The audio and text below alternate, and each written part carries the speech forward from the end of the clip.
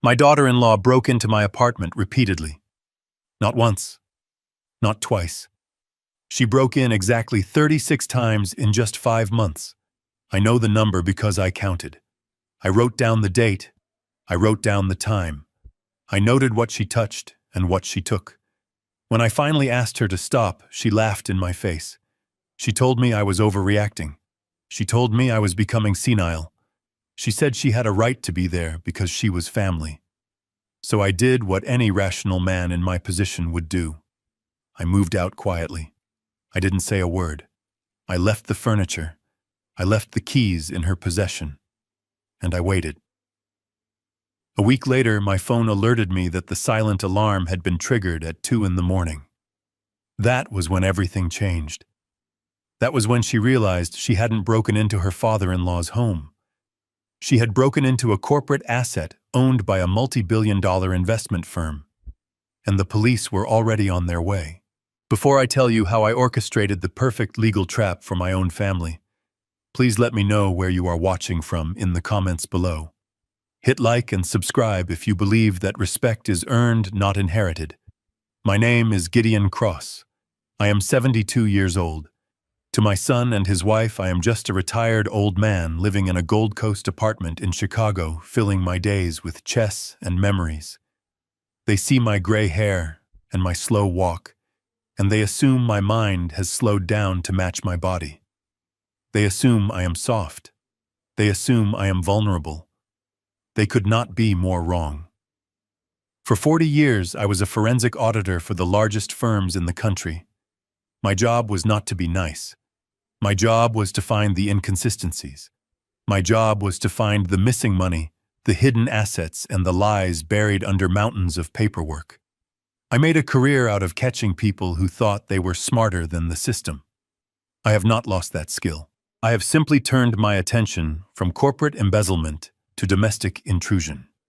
It started on a Tuesday afternoon in October. It was a crisp, windy Chicago day. My chess club at the library had ended an hour early because the heating system failed. I took a cab home expecting a quiet afternoon with my books. I live in a pre-war building on Lakeshore Drive. It is a building with a doorman, heavy oak doors, and a sense of history. It was the home I shared with my late wife, Catherine, for 30 years. It is my sanctuary. Or at least it was supposed to be. When I stepped off the elevator on the 12th floor, I noticed something immediately. The small brass lock on my front door was vertical. I always leave it horizontal. Always. It is a habit ingrained in me from decades of securing sensitive documents. I stood in the hallway, my heart rate remaining steady. Panic is for amateurs. Observation is for professionals. I pushed the door gently. It was unlocked. I did not call out, not call. I did not shout. I stepped inside, my footsteps silent on the thick Persian rug in the foyer. The apartment was quiet, but it did not feel empty. There was a scent in the air that did not belong there. It was a cloying floral perfume. Cheap, overpowering. It was the scent Rachel wore. My daughter-in-law. I walked towards the master bedroom. The door was ajar. Through the gap, I saw her. Rachel was standing in front of the full-length mirror. She had opened the cedar closet where I kept Catherine's things. The closet I had not opened in the 3 years since Catherine passed away, because the grief was still too sharp. Rachel was wearing Catherine's vintage mink coat. It was a coat I bought for Catherine in Paris in 1985. It was pristine. It was sacred. And Rachel was wearing it over her yoga pants, turning side to side, admiring herself in the glass. She was running her hands over the fur, assessing it, valuing it. She wasn't looking at it with reverence. She was looking at it like merchandise. I cleared my throat. The sound was sharp in the quiet room. Rachel jumped. She spun around, her eyes wide. But she didn't look guilty. She didn't look ashamed. She looked annoyed. She looked as if I were the one intruding. "Oh, Gideon," she said, letting out a breath. "You scared me. I thought you were at your chess game until 4. She didn't take the coat off. She stood there wrapped in my wife's memory, looking at me with a defiance that made my blood run cold. "What are you doing here, Rachel?" I asked. My voice was level. I did not raise it. "I'm just decluttering," she said, waving a hand dismissively. "I have a key, remember? Travis gave it to me in case of emergencies. I thought I would come over and help you organize. This place is a museum, Gideon. You have so much old stuff just sitting here gathering dust. You are wearing Catherine's coat," I said. "Well, someone should enjoy it," she replied, smoothing the fur. "Mom is gone, Gideon. It's been 3 years. Keeping this locked up is a waste. It's vintage. It's worth money. Or at least it would be if you didn't let it rot in this closet." "I was just checking the condition." "Take it off," I said. She rolled her eyes. She actually rolled her eyes at me in my own bedroom. "You are being so dramatic," she sighed. She slipped the coat off and threw it onto the bed. It landed in a heap. My hands twitched, but I kept them at my sides. "Leave," I said, "and leave the key on the table." Rachel laughed. It was a cold, sharp sound. "I can't leave the key, Gideon. Travis insists we have it. What if you fall? What if you have a stroke? You are 72. You are not exactly in your prime. We need access." "I am asking you to leave," I repeated. "Fine," she said. She grabbed her purse. She walked past me, bumping my shoulder. "You know we are just trying to help you. You should be grateful you have family who cares enough to check on you. Most old men rot alone for weeks before anyone finds them." She walked out the front door and let it slam shut behind her. I stood in the bedroom for a long time. I walked over to the bed and picked up the coat. I folded it carefully. I put it back in the cedar closet and locked the door. Then I went to my study. I opened the top drawer of my desk and took out a small black notebook. I picked up my fountain pen. I wrote down the date, October 12th. 2:30 p.m. Intrusion number 36. Unauthorized access to master bedroom. Violation of personal property. Attitude hostile and entitled. I sat there and looked at the list. 36 times. She had come in when I was at the grocery store. She had come in when I was at the doctor. She had come in when I was taking a walk. I knew because I placed small pieces of clear tape at the bottom of the drawers. I placed a single hair on the seal of the jewelry box. I arranged the papers on my desk in precise geometric alignments. Every time I came home, something was disturbed. A drawer was slightly open. A document was moved. A piece of jewelry was rotated. She was hunting. She wasn't cleaning. She wasn't checking on my health. She was taking inventory. She was calculating the value of my estate before I was even dead. And today she had grown bold enough to do it while I was likely to return. She was testing boundaries, and she had found that I was in her eyes a toothless tiger. That evening I called my son. Travis. He is 35 years old. He is a high school history teacher. He is a man who hates conflict more than he loves the truth. I told him we needed to have a family dinner. Tonight. I ordered food from the Italian place they liked. I set the table. I wanted to look them in the eye. They arrived at 7. Travis looked tired. He always looked tired these days. Rachel looked radiant, as if she hadn't been caught violating my privacy just hours before. She walked in and kissed my cheek as if nothing had happened. She even complimented the wine. We sat down. I waited until we were halfway through the meal. "I want my key back," I said. I placed my fork down. The silence at the table was immediate. Travis stopped chewing. Rachel sighed, putting on a performance of immense patience. "Dad." "We talked about this," Travis said, looking at his plate. "It is a safety issue." "It is a privacy issue," I corrected. "Rachel was here today. She was going through your mother's closet. She was wearing her coat." Travis looked at Rachel. She didn't flinch. She reached over and covered Travis's hand with hers. Honey, I told you, she said to him. I went over to clean up a bit. The dust in this place is terrible for Gideon's lungs. I was just moving things to clean the shelves. I tried the coat on for 2 seconds to see if it needed to be dry cleaned. Your father started shouting at me. He was very confused, Travis. He seemed disoriented. I stared at her. The audacity was breathtaking. I was not shouting. I was not confused. She is lying, Travis, I said calmly. She was not cleaning. She was shopping in my closet. Dad, Rachel said, her voice dropping to a whisper intended to sound like she was speaking to a child. You are forgetting things. Last week you left the stove on. We found it when we came by. Remember, I had not left the stove on. I never used the back burner. They had turned it on. I realized it now. They were gaslighting me. They were manufacturing evidence of my incompetence. I did not leave the stove on, I said. See, Rachel said to Travis. He doesn't remember. It is getting worse, honey. We can't give him the key back. If he falls and locks us out, he could die in here. We have to be responsible. We have to be the adults here. I looked at my son. I looked at the boy I had raised. The boy I had taught to ride a bike. The boy I had sat with while he cried out over his first breakup. I waited for him to defend me. I waited for him to say that his father was the sharpest man he knew. I waited for him to tell his wife that she had no right to touch his mother's things. Travis looked up at me. His eyes were pleading. He didn't want to fight her.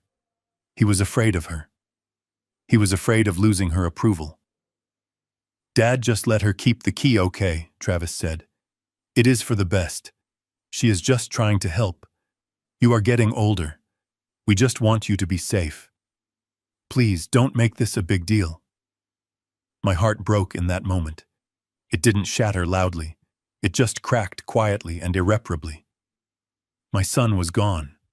He was not my ally. He was her accomplice. He was weak. And in my line of work, a weak link is a liability that must be managed. I looked at Rachel. She was smiling at me. It was a small, triumphant smile. She thought she had won.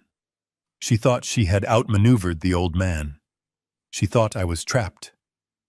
I took a sip of my wine. I let the silence stretch. I let them think I was processing my defeat. I let them think I was accepting my decline. You are right, I said finally. My voice was soft. I suppose I am getting older.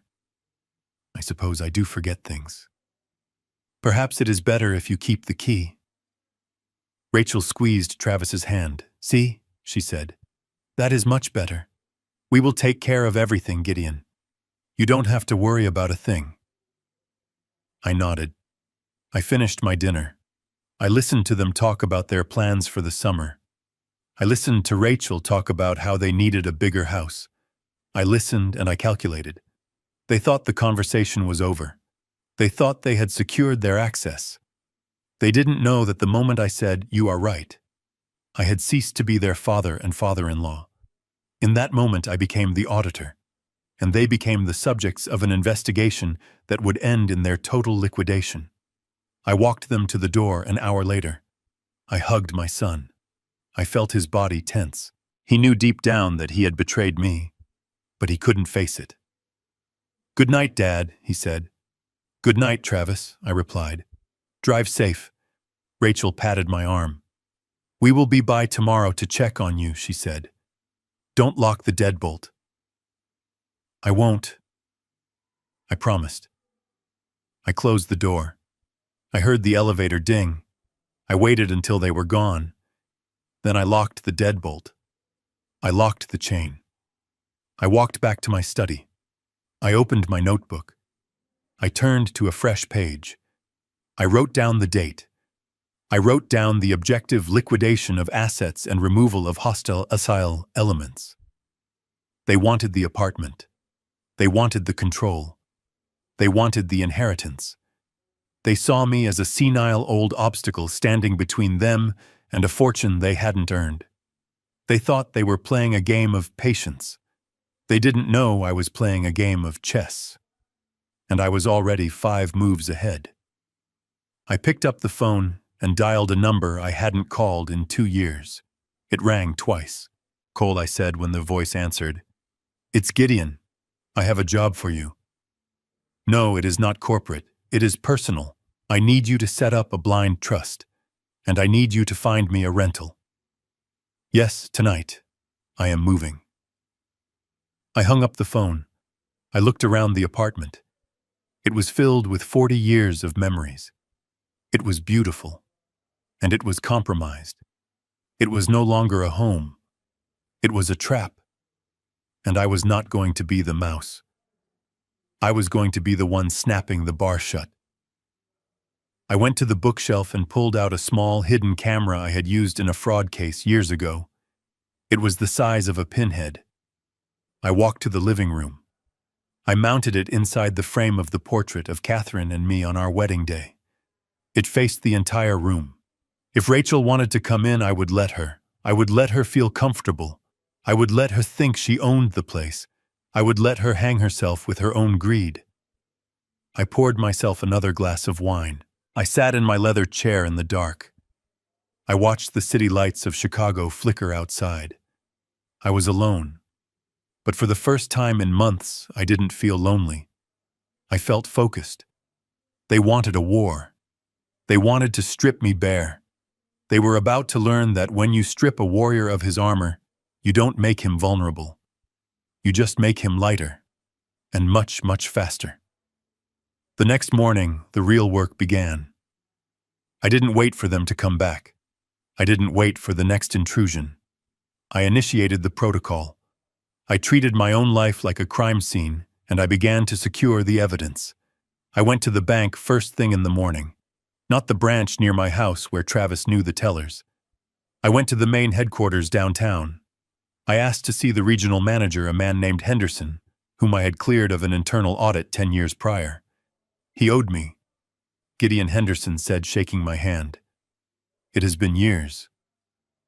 "You look well." "I need to move my liquid assets," I said, cutting through the pleasantries. "All of them. Today."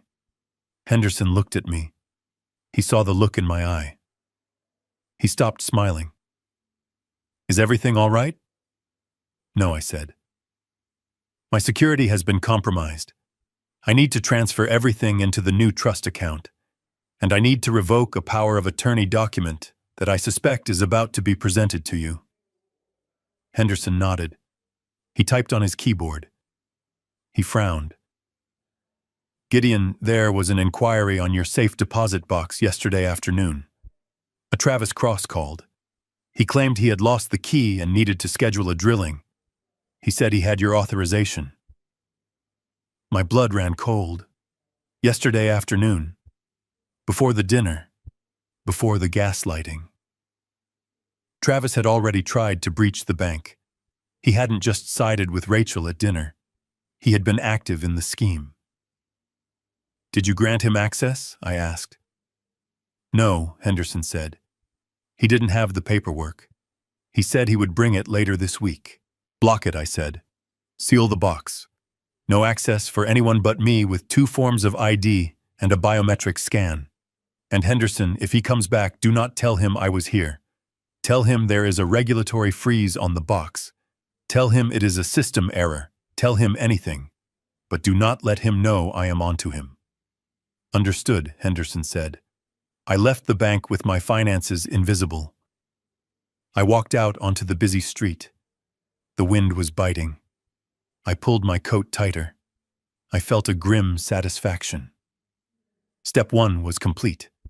They could try to rob me now, but they would find empty vaults. But the apartment was the real prize.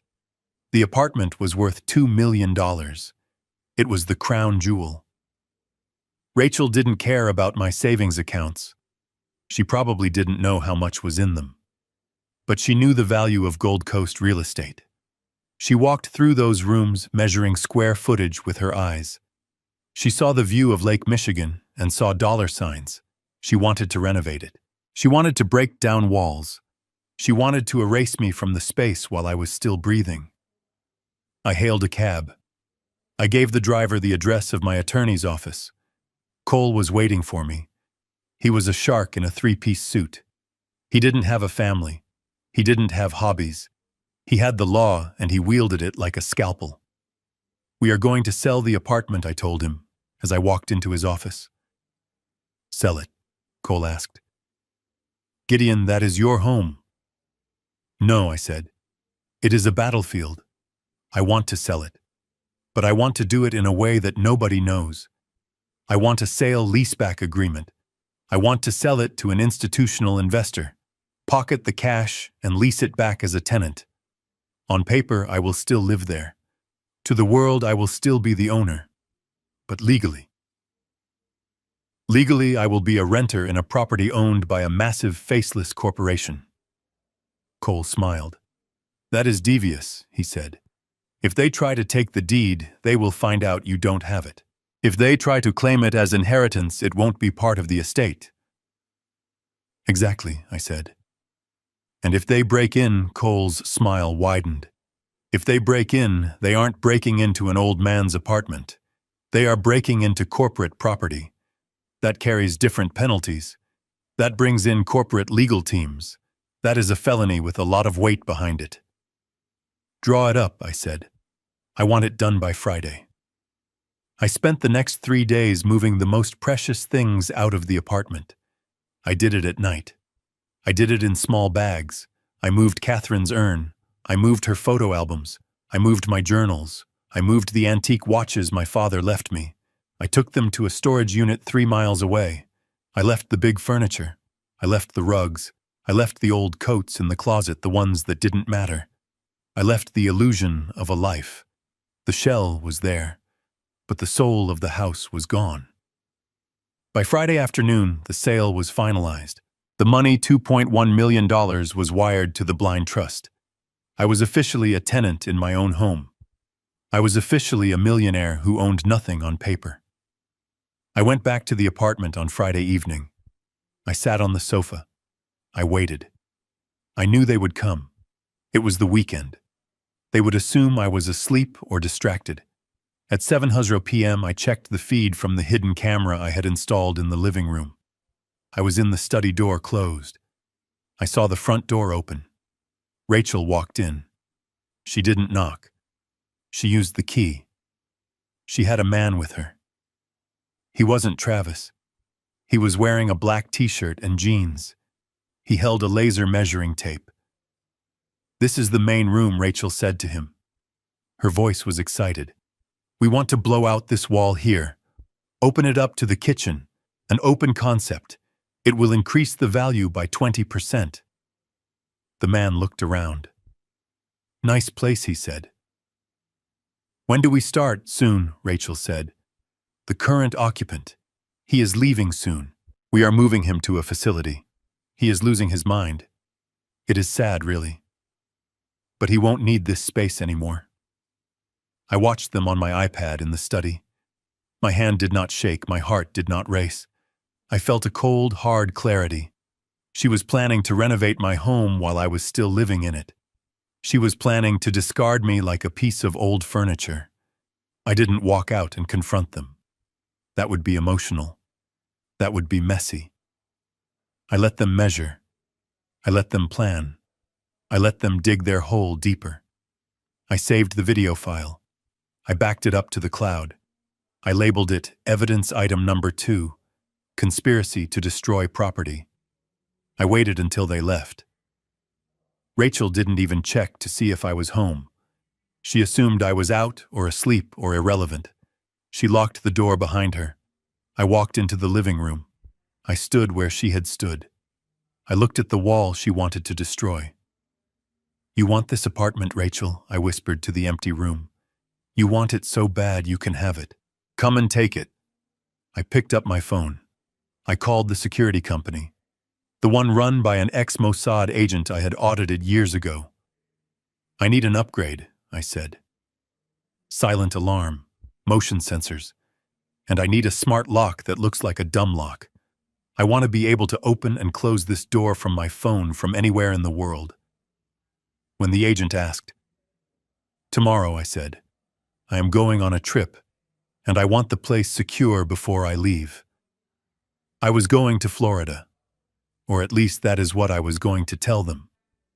In reality, I was moving across the street, into the penthouse of the building directly facing mine. I was going to have a front row seat to the show. I was going to give them exactly what they wanted. An empty apartment, a senile old man out of the way, and a safe full of secrets. I packed my final bag. I took one last look at the view of the lake. Goodbye home, I said. And then I prepared for the invasion. The glow of the iPad screen was the only light in my new penthouse living room. I sat in a high-backed leather chair, a glass of water untouched on the side table, watching my old life being dismantled pixel by pixel. I had set up the feed to record on motion, and the notification had come through at exactly 10 in the morning. I was safe in my new fortress across the street, invisible to them, but thanks to the pinhole camera hidden in the frame of Catherine's wedding portrait, they were perfectly visible to me. Rachel walked into my apartment, not with the stealth of a thief, but with the arrogant stride of a landlord. She was not alone. Following her was a man I did not recognize. He was tall, dressed in a black turtleneck and designer glasses, carrying a large architectural portfolio. He looked like the type of man who charged $500 an hour just to tell you your taste was outdated. I adjusted the volume on my iPad. The audio was crisp. The microphone I had installed was military-grade, capable of picking up a whisper from across the room. "This is the space," Rachel said, sweeping her arm across my living room. Her voice echoed slightly in the recording. "It feels cramped right now because of all this heavy, ancient furniture, but I want you to visualize the potential. We need to open it up. I want air. I want light. I want this entire floor to breathe." The designer nodded, tapping his chin with a stylus. He walked over to the east wall, the wall that separated the living room from the study. He tapped it with his knuckle. "Load-bearing?" he asked. Rachel laughed. It was a dismissive, airy sound. "Who cares? If it is, we will put in a steel beam. Money isn't the issue. The issue is that this layout is stuck in the 1990s. I want that wall gone. I want to be able to see the lake from the kitchen island." I watched as she laid her hand on the wall. That wall. That was the wall where I had marked Travis's height every birthday from age 3 to age 18. The pencil marks were still there, faint but visible, if you knew where to look, hidden behind the bookshelf I had moved just days ago. That wall held the history of my son's growth, a physical record of the years I spent raising him. And Rachel was talking about smashing it into dust because she wanted a better view while she drank her morning coffee. I picked up my fountain pen and opened my black notebook. I wrote down the time. 10:05 a.m. Subject: Rachel Cross. Accomplice: unidentified architect. Action: conspiracy to commit structural damage.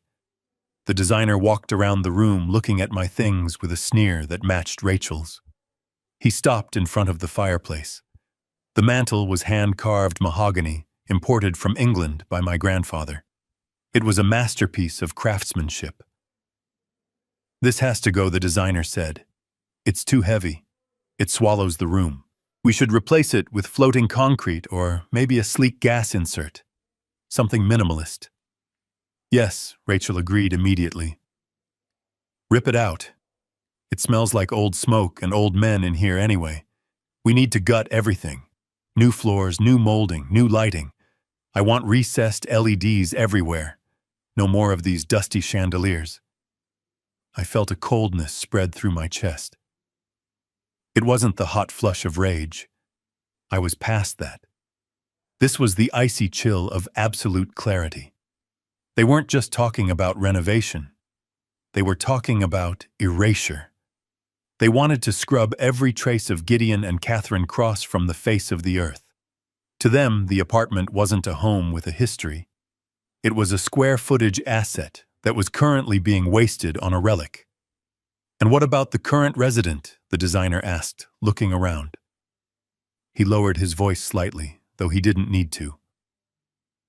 Is he on board with this? It's a massive undertaking. There will be dust noise demolition crews. It's not exactly livable during the process. Rachel waved her hand as if swatting away a fly. Don't worry about Gideon, she said. Her voice was calm, matter of fact. He is on his way out. We are moving him to a facility in Florida next week. He thinks it's a vacation, but let's just say he won't be coming back to this address. He is losing it, poor thing. His mind is like Swiss cheese. He won't even remember he lived here by the time we are done. I paused the video. I stared at the frozen image of my daughter-in-law's face. She looked beautiful, composed, and utterly soulless. She had just declared me dead. Not legally, perhaps, but socially and functionally. To her, I was already gone. I was a problem that had been solved, a box that had been checked. She wasn't planning a renovation for a father-in-law she loved. She was preparing the nest for herself, built on the ashes of my life. I pressed play again. I needed to hear it all. I needed the full audit trail. So, the timeline, the designer asked. We need to start as soon as he leaves for the airport, Rachel said. I want the demolition crew here the next morning. If we move fast, we can have the walls down before he even lands. Once the destruction starts, there is no going back. Even if he throws a fit, he can't live in a construction zone. It forces his hand. It was a tactical strike. She was smarter than I had given her credit for. She knew that possession was 9/10 of the law, and that destruction was the other 10th. If she made the apartment uninhabitable for an old man, I would have no choice but to go where she dictated. She was weaponizing the renovation to evict me. I watched as they moved into the dining room. This was where Catherine and I had hosted 30 Thanksgiving dinners. This was where we had toasted Travis's graduation. This room is useless, Rachel said. Who uses a formal dining room anymore? We should turn this into a media room, or maybe a playroom for the kids we will have once we are settled. She didn't have kids. She didn't even like kids. But she knew that the prospect of grandchildren was a weakness for most grandparents. She had probably used that line on Travis to get him to agree to this insanity. The designer pulled out a laser measure. He started shooting red beams across the room, writing down numbers. He was calculating the cost of my oblivion. Budget, he asked. Rachel hesitated for a fraction of a second. Then she smiled. A predatory smile. Don't worry about the budget, she said. We have access to the equity. Once the old man is in the facility, we get power of attorney. The house is paid off. We can pull out a few $100,000 for the remodel easily. Just make it look expensive. I want people to walk in here and know we have money. I wrote that down verbatim in my notebook. Intent to defraud.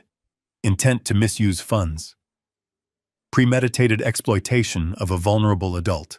They spent another 20 minutes walking through the apartment. They went into the master bedroom. Rachel sat on my bed, the bed I had shared with my wife, and bounced a little, testing the mattress. We will need to burn this, she laughed. Get a California king. Something modern. And this closet? She pointed to the cedar closet where she had been caught wearing the coat. This needs to be doubled in size. I need a walk-in. Knock out the wall into the hallway. She was planning to destroy the cedar closet, the one place I had kept sacred. I sat back in my chair in the penthouse. My hand was steady as I closed the notebook. The video feed showed them leaving. Rachel locked the door behind her with my key, the key I had supposedly allowed her to keep because I was too senile to manage my own security. She checked her reflection in the hallway mirror before she left. She adjusted her hair. She looked satisfied. She looked like a woman who had just secured her future. She had no idea that she had just starred in the most incriminating piece of evidence I had ever collected. She thought I was the victim. She thought I was the confused old man being shipped off to Florida. She didn't know that she was the target. I saved the video file. I encrypted it. I sent a copy to the secure server at my lawyer's office. I sent another copy to a cloud account that only I could access. Then I stood up and walked to the window of my penthouse. I looked across the street at my apartment building. I could see the window of my living room. It was dark now. It looked peaceful, but inside the ghosts were being evicted. I felt a strange sense of detachment.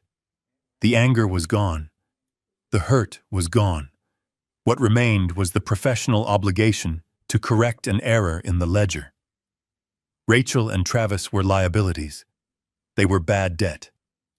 And as any good auditor knows, you do not negotiate with bad debt. You write it off. You liquidate the assets, and you close the account. I picked up my phone and called the security company again. "Move the installation up," I said. "I want the system live by tonight." But Mr. Cross, the technician, said, "We are still configuring the silent alarm protocols." "I don't care," I said. "Finish it remotely. I want that apartment turned into a steel trap by midnight." There was a pause. "Understood, sir. We will get it done." I hung up. I poured the water from the glass into the sink. I replaced it with a single measure of scotch. I toasted the dark window across the street. "Go ahead, Rachel," I whispered. "Knock down the walls. Plan your media room. Spend the money you don't have. You think you are renovating a home. You don't realize you are building your own prison cell." I took a sip of the scotch. It burned clean and sharp. I looked at my watch. It was noon. I had 12 hours before the trap was fully armed. I decided to spend the afternoon reading the fine print of the insurance policy on the apartment. I wanted to make sure that when the police kicked down the door, the damage would not be covered. I wanted to make sure that every single cent of the destruction she caused would come directly out of her pocket. Because that is how you hurt people like Rachel. You don't yell at them. You don't argue with them. You simply present them with a bill they cannot pay. I sat there for hours, the silence of the penthouse wrapping around me like a shield. I was alone, yes. But I was formidable. And as the sun began to set over Chicago, casting long shadows across the lake, I felt a sense of anticipation I hadn't felt in years. The game was afoot, and it was my turn to move. The phone rang at exactly 11:15 in the morning. I was still sitting in the penthouse watching the digital feed of my empty apartment across the street, but I picked up on the first ring. My personal line was a number only 5 people possessed. 2 were dead. 1 was my son. 1 was my lawyer.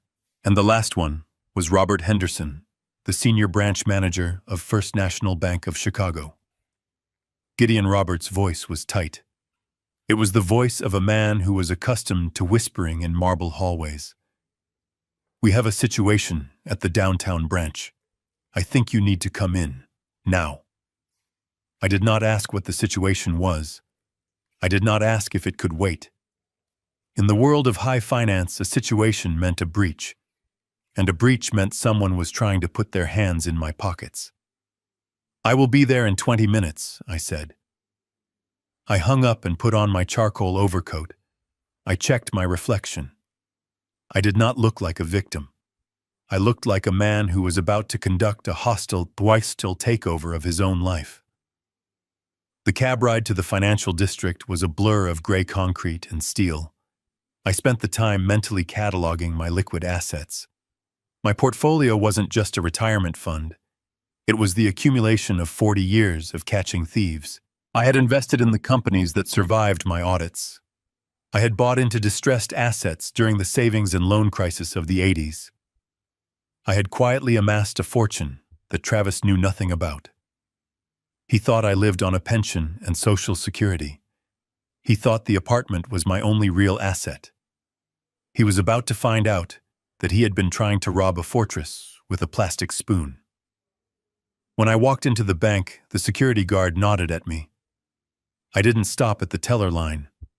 I walked straight to the glass elevator and pressed the button for the private wealth management floor. Robert met me at the doors. He looked pale. He was a good man, a man I had mentored when he was a junior analyst caught in a bad situation with a corrupt vice president. I had saved his career. He had never forgotten it. "Come into my office," Robert said. He closed the blinds. That was never a good sign. He slid a piece of paper across his mahogany desk. It was a standard access request form for a safety deposit box. Box number 404. My box. The box that held the original deeds, the bearer bonds, and the physical ledger of my offshore accounts. I looked at the document. The date was stamped 10 a.m. this morning. The name on the requester line was Travis Cross, and at the bottom there was a signature, Gideon Cross. I stared at the signature. It was a good attempt. He had the slant right. He had the loop on the G correct, but he had pressed too hard on the downstroke. He had hesitated on the double S. It was a forgery. And it wasn't just a forgery. It was a betrayal written in blue ink. "He came in an hour ago," Robert said quietly. "He had a notary stamp on it. He claimed you were too ill to come in person. He said you needed documents for emergency medical surgery. He was very convincing, Gideon. He was crying. He said you were in the hospital." I felt a cold, metallic taste in my mouth.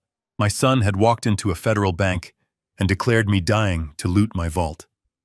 He hadn't just sided with his wife. He had become the architect of his own crime. "Did you let him in?" I asked. The paper didn't tremble in my hand. "No," Bert said. I flagged it. The notary seal looked fresh, but the commission number... I ran it. It belongs to a notary who died 3 months ago. I looked up at Robert. Travis hadn't just forged my signature. He had used a stolen or counterfeit notary stamp. This wasn't a crime of passion. This was a felony. This was federal fraud. "Where is he now?" I asked. "I told him there was a mechanical issue with the vault timer," Robert said. "I told him he would have to come back tomorrow." He was angry, Gideon. He was desperate. He was sweating. He kept checking his phone. He said he needed the contents today, or what I pressed. Or he was going to lose everything Robert finished. He muttered something about a deadline. I sat back in the leather chair. A deadline. That explained the urgency. That explained the renovation plans. That explained the gaslighting. Travis wasn't just greedy. He was in debt. Deep debt. The kind of debt that doesn't come with a monthly statement, but with a threat.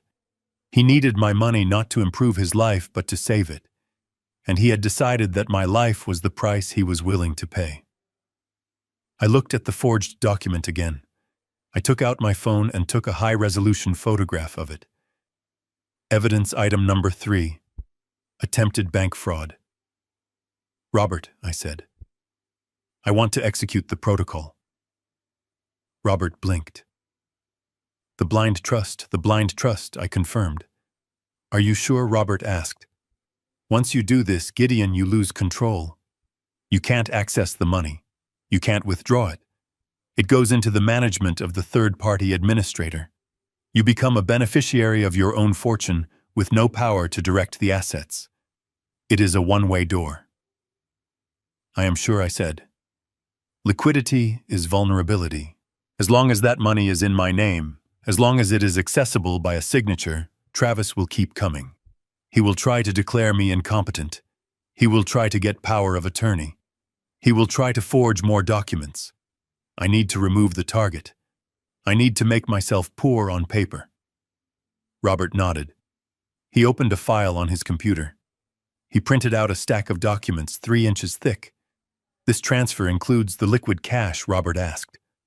"All of it," I said. 8.5 million. "And the securities?" "Everything. The municipal bonds, the blue-chip stocks, the index funds. Move it all." "And the beneficiary structure?" I looked at the paperwork. I picked up the pen. "Sole beneficiary during my lifetime is Gideon Cross," I said. "Upon my death, the trust dissolves, and the assets are to be liquidated and donated in full to the Forensic Audit Foundation for the prevention of elder financial abuse. Robert paused. He looked at me. Nothing for Travis. I looked at the forged signature on the desk. Travis has already taken his inheritance, I said. He took it in the form of the education I paid for. He took it in the form of the car I bought him. He took it in the form of the love I gave him for 35 years. He has spent it all. There is nothing left. Robert didn't argue. He knew better. He began to process the transaction. I spent the next 2 hours signing my name, over and over again. With each signature, I felt a weight lifting. I was severing the financial umbilical cord. I was turning off the tap. When the final document was signed, Robert stamped it. "It is done," he said. "The funds are moving now. By the time you walk out of this building, your personal accounts will show a balance of 0. Your debit cards will be declined. You will have a stipend card issued by the trust with a fixed monthly limit that cannot be exceeded. To anyone looking at your credit report, to anyone looking at your bank statements, you are now a man on a fixed income. You are untouchable." "Thank you, Robert," I said. "What about the safety deposit box?" he asked. "Drill it," I said. "Empty it. Send the contents to the trust custodian. Leave one thing inside." I reached into my pocket and pulled out a single silver dollar.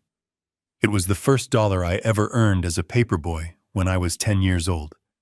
I had kept it as a reminder of where I came from. "Put this in the box," I said, "and leave a note." I took a piece of bank stationery. I wrote 3 words, "Earn your own."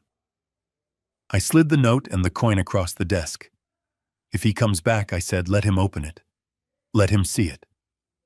Robert took the coin. He looked sad. He looked like he wanted to say something about family, about forgiveness. But he looked at the forgery again, and he stayed silent. I stood up. I buttoned my coat. I felt lighter. I was no longer a target. I was a ghost. "One more thing, Robert," I said at the door. "If anyone asks, if a lawyer calls, if a police officer inquires, I was here today. But I was confused. I was agitated. I closed my accounts because I was paranoid." Robert frowned. "You want me to support their narrative?" "I want you to lay the trap," I said. "If they think I am crazy, they will get sloppy. If they think I am sharp, they will be careful. I want them sloppy." Robert nodded slowly. A faint smile touched his lips. "You are a dangerous man, Gideon." "I am a thorough man," I corrected. I walked out of the bank and into the wind tunnel of the financial district. The sun was high and bright, reflecting off the glass towers. I checked my phone. I had 3 missed calls from Rachel, 2 from Travis. They were panicking. They must have tried to use one of the supplementary credit cards I had given them years ago for emergencies. The cards that were now dead pieces of plastic. I didn't call them back. I walked to a hot dog stand on the corner. I bought a Chicago-style dog with everything on it. I sat on a concrete bench and ate it. It cost me $5. It was the first purchase I made with my new stipend card. It tasted like freedom. Travis was desperate. That was the variable I hadn't fully calculated until today. Desperation makes people dangerous. It makes them irrational. He had tried to rob a bank in broad daylight with a fake stamp. That meant the clock was ticking faster than I thought. He owed someone money, someone who didn't care about family dinners or legal processes. And now Travis had no access to the cash. He had no access to the box. The only thing he had left, the only asset he could see, touch, and potentially liquidate, was the apartment. He didn't know I had sold it. He didn't know it belonged to a corporation. To him, it was the last lifeline. He would come for it. And he would come for it with everything he had. I finished my lunch. I wiped my mouth with a paper napkin. I looked up at the skyscrapers surrounding me. They were monuments to power, to money, to leverage. I understood this world. I knew how to use its weight to crush a bug. I hailed a cab. "Take me to the Gold Coast," I said. I needed to get back to the penthouse. I needed to check the cameras. Because now that I had cut off the money, the rats would be starving. And starving rats don't wait for invitations. They chew through the walls. I leaned back in the seat as the cab merged into traffic. I closed my eyes. I pictured Travis's face when he opened that safety deposit box. I pictured the silver dollar. I pictured the note. It wasn't cruelty. I told myself that firmly. It was education. I was teaching him the lesson I should have taught him 20 years ago. You do not take what is not yours, and you do not bite the hand that feeds you unless you are prepared to starve. The cab pulled up to my new building. I tipped the driver. I walked into the lobby, greeted the concierge who knew me only as the quiet tenant in 4B. I went up to my fortress. I poured a glass of water. I sat down in front of my monitors. The apartment across the street was still quiet. The afternoon sun was streaming through the windows, illuminating the dust motes dancing in the air. It looked serene. It looked vulnerable. But it was a minefield, and I had just armed the final detonator. I checked the silent alarm status. Active. I checked the smart lock status. Engaged. I checked the motion sensors. Calibrated. Everything was ready. I pulled out my phone. I sent a text message to Rachel. Just one line. I am leaving for the airport now. Florida is beautiful this time of year. Don't worry about the house. It is all taken care of. I hit send. I watched the screen. I waited. 10 minutes later, a notification popped up on my iPad. Motion detected at front door. I leaned forward. The camera feed flickered to life. Rachel was there. She was standing in the hallway. She was reading the text message on her phone. She showed it to someone standing just out of the frame. Then she smiled. It wasn't a nice smile. It was the smile of a butcher eyeing a lamb. She reached into her purse. She pulled out the key, my key. She slid it into the lock. The show was about to begin. I picked up the phone and dialed a number that did not exist in my public contacts. It belonged to Marcus Thorne, a real estate broker who specialized in discretion.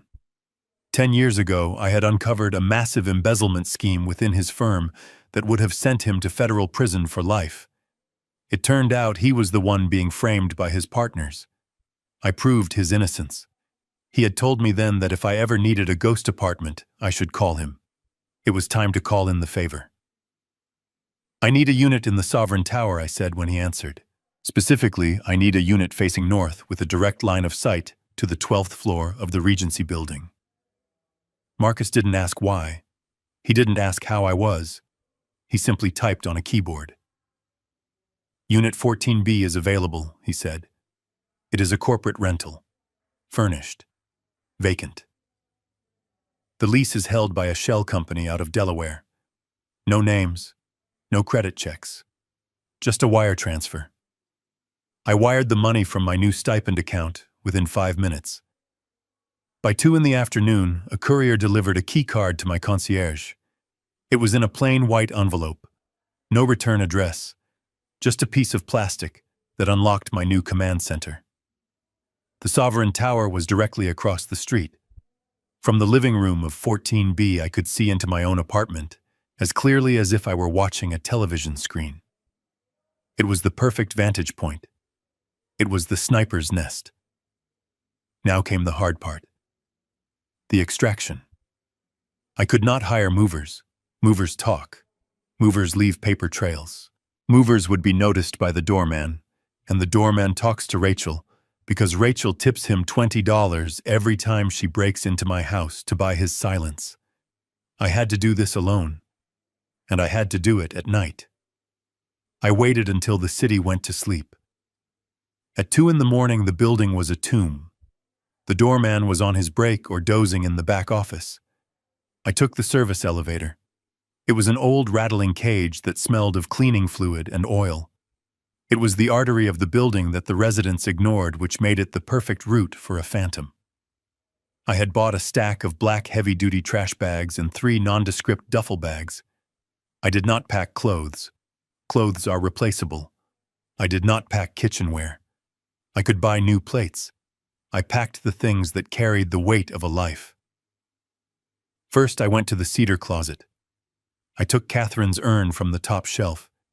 It was heavy, made of polished marble. I held it in my hands for a moment. The stone was cold. I remembered the day I brought it home. I had promised her I would keep her safe. Leaving her here, in a place that Rachel treated like a discount boutique, was a violation of that promise. I wrapped the urn in a thick wool sweater. I placed it gently in the center of the first duffel bag. I patted it with my socks. I zipped the bag shut. It looked like gym gear. It looked like nothing. Next were the journals. I have kept a journal every day since 1978. They are not diaries filled with feelings. They are logs. They contain the details of every audit I ever conducted. They contain the names of men who went to prison because of my math. They contain the secrets of half the boardrooms in Chicago. If Rachel or Travis found them, they wouldn't understand them. They would probably throw them in a dumpster. But to me, they were my legacy. They were the proof that I had paid attention. I stacked the leather-bound notebooks into the second bag. They were heavy, dense with ink and truth. I lifted the bag. My shoulder protested. I ignored it. Pain is just a signal. You can choose to acknowledge it, or you can choose to complete the mission. I chose the mission. Finally, the watches. My father was a train conductor. He left me a pocket watch that had kept time for 40 years, almost, on the rail lines. I had added to the collection over the years. A Patek Philippe I bought when I made partner. A Rolex given to me by a client. They were in a velvet-lined case in the bottom drawer of my desk. I didn't take the case, and the case was too bulky. I took the watches out one by one. I wrapped them in microfiber cloths. I put them in the inside pockets of my overcoat. I felt the weight of them against my ribs. Time. I was literally carrying time. I made 3 trips that night. Across the street, into the lobby of the Sovereign, up to the 14th floor, into the sterile beige luxury of the corporate rental. I placed the urn on the mantel of the fake fireplace. I stacked the journals in the closet. I put the watches in the safe provided by the rental agency. By 4 in the morning, my muscles were burning. My knees were stiff. But I wasn't done. The extraction was only half the job. The other half was the staging. I had to make the apartment look lived in. I had to make it look like I was just away for a week, not gone forever. If it looked abandoned, Rachel might get suspicious. She might realize the game had changed. I needed her to believe she was the predator. I needed her to believe I was the oblivious prey. I went back to the old apartment for the final time. I walked through the rooms. I adjusted the blinds. I left them half open just enough to let in the light, just enough to let me see in from across the street. I went to the kitchen. I left a coffee mug in the sink. I left a plate with a few crumbs on the counter. It was a calculated mess. It suggested a man who had eaten breakfast and rushed out to catch a flight. I went to the bathroom. I left my toothbrush in the holder. I left a bottle of blood pressure medication on the shelf. It was empty, of course. I had transferred the pills to a plastic bag in my pocket. But the bottle remained. A visual cue of my frailty. A reminder to them that I was old, sick, and dependent. I went to the bedroom. I stripped the bed. I threw the sheets in the hamper. I left the comforter rumpled. It looked like a bed that had been slept in. It looked intimate. It looked vulnerable. Then I went to the study. This was the most important part of the stage. The safe. It was a heavy steel wall safe installed behind a painting of a ship at sea. It was old school. Mechanical dial. No electronics. Travis had tried to crack it before. I had seen the scratches on the dial. He had tried to guess the combination. He didn't know the combination was the date of the first time I arrested a man for fraud. I opened the safe. It was empty now. The bonds were gone. The cash was gone. The deeds were gone. I placed a single stack of papers inside. They were old tax returns from the 90s. Useless, obsolete. But they looked official. They looked dense. I placed a small metal box on top of them. Inside the box, I put a handful of costume jewelry Catherine had used for theater productions. Glass diamonds, plastic rubies. To an untrained eye in the dark under the beam of a flashlight, they would glitter like a fortune. I closed the safe. I spun the dial. I locked it. It was the perfect bait. It was heavy. It was locked. It rattled when you shook the door. It promised wealth. It promised answers. It would keep them occupied for hours. It would keep them in the room long enough for the police to arrive. I stood in the center of the living room. The sun was starting to gray the sky over the lake. The apartment felt dead. The spirit had left it. It was just drywall and parquet floors now. It was just an asset. I looked at the wall Rachel wanted to tear down. I ran my hand over the plaster. I felt the ghost of the pencil marks where Travis had grown. I remembered measuring him. I remembered his excitement when he grew an inch. I remembered the boy who wanted to be tall. I didn't hate that boy. I missed him. But the man he had become was a stranger who forged my signature and wished for my death. That man was not my son. That man was a defendant. I walked to the front door. I checked the new smart lock I had installed hours earlier. The green light pulsed once. It was online. It was connected to my phone. I could lock and unlock it with a tap of my thumb. I stepped out into the hallway. I closed the door. I heard the bolt slide home with a heavy final thud. I didn't look back. I walked to the elevator. I rode down to the lobby. I walked past the sleeping doorman. I crossed the street to the Sovereign Tower. I went up to 14B. I locked the door. I engaged the deadbolt. I walked to the window. I picked up a pair of high-powered binoculars I had purchased that afternoon. I raised them to my eyes. I focused on the 12th floor of the building across the street. I could see my living room. I could see the painting of the ship that hid the safe. I could see the coffee mug I had left on the counter. It was a perfect diorama. A dollhouse waiting for the destructive children to come and play. I sat down in the leather chair by the window. I was exhausted. My body ached in ways it hadn't in 20 years. But my mind was electric. I felt a surge of adrenaline that was sharper than caffeine. I was ready. I picked up my phone. I opened the app for the security system. I checked the status. Armed. Silent mode active. I checked the app for the hidden camera. The feed was live. The image was clear. I was no longer Gideon Cross, the retired father. I was Gideon Cross, the auditor. And I was about to conduct the most aggressive audit of my career. I poured a glass of water. I took my real blood pressure medication. I watched the sunrise reflect off the glass of my old home. The trap was set. The bait was in the cage. Now all I had to do was wait for the rats to get hungry. And I knew with the certainty of a man who deals in numbers that hunger was a constant variable. They wouldn't wait long. They were desperate.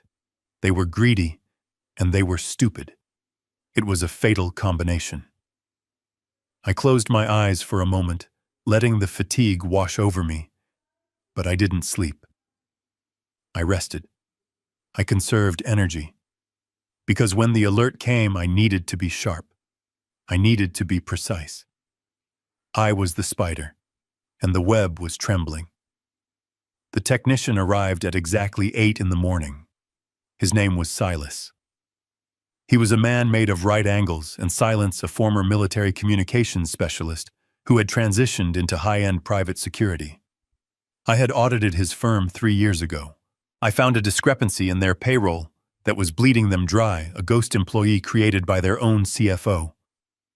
Silas respected me because I found the ghost. I respected Silas because he knew how to install a wire that no human eye could see. I let him into the empty apartment. The morning light was hitting the bare floors where the rugs used to be.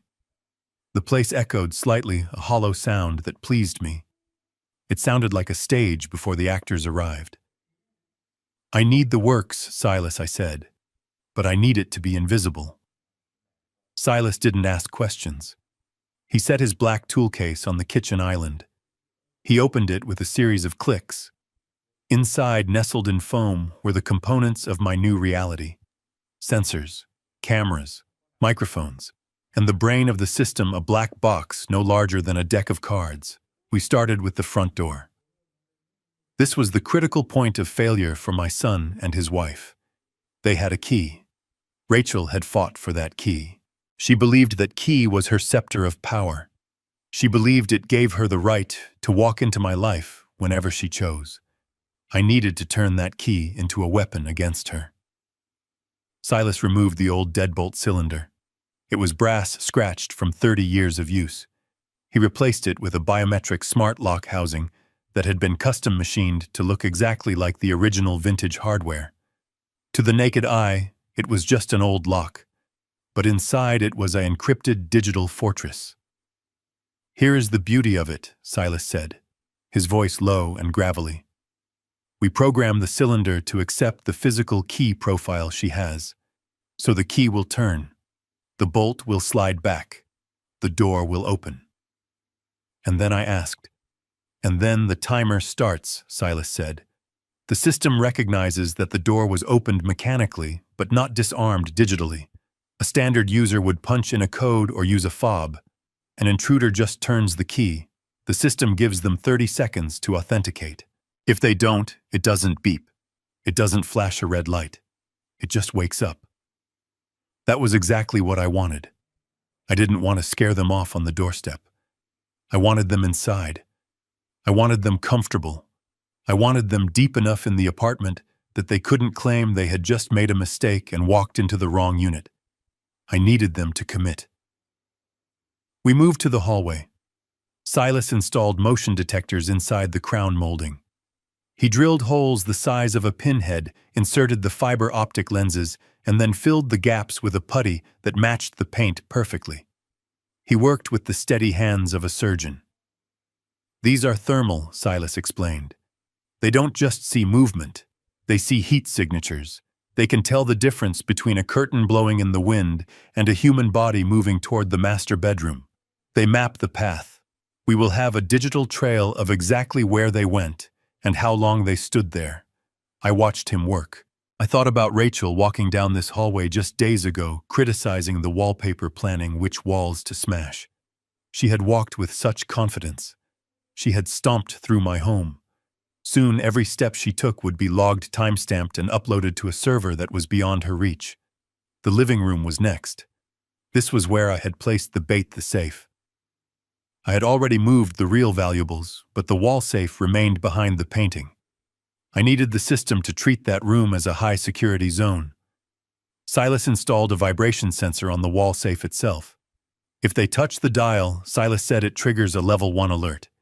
If they try to drill it, it triggers a level 2. If they try to pry it, it triggers a level 3. "Explain level 3, I said. Silas stood up and wiped his hands on a rag.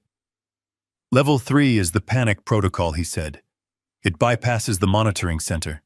It bypasses the courtesy call to the homeowner.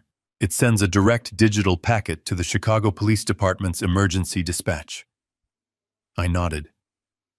"But a burglary call is low priority," I said. "The police might take 40 minutes. By then, they could be gone.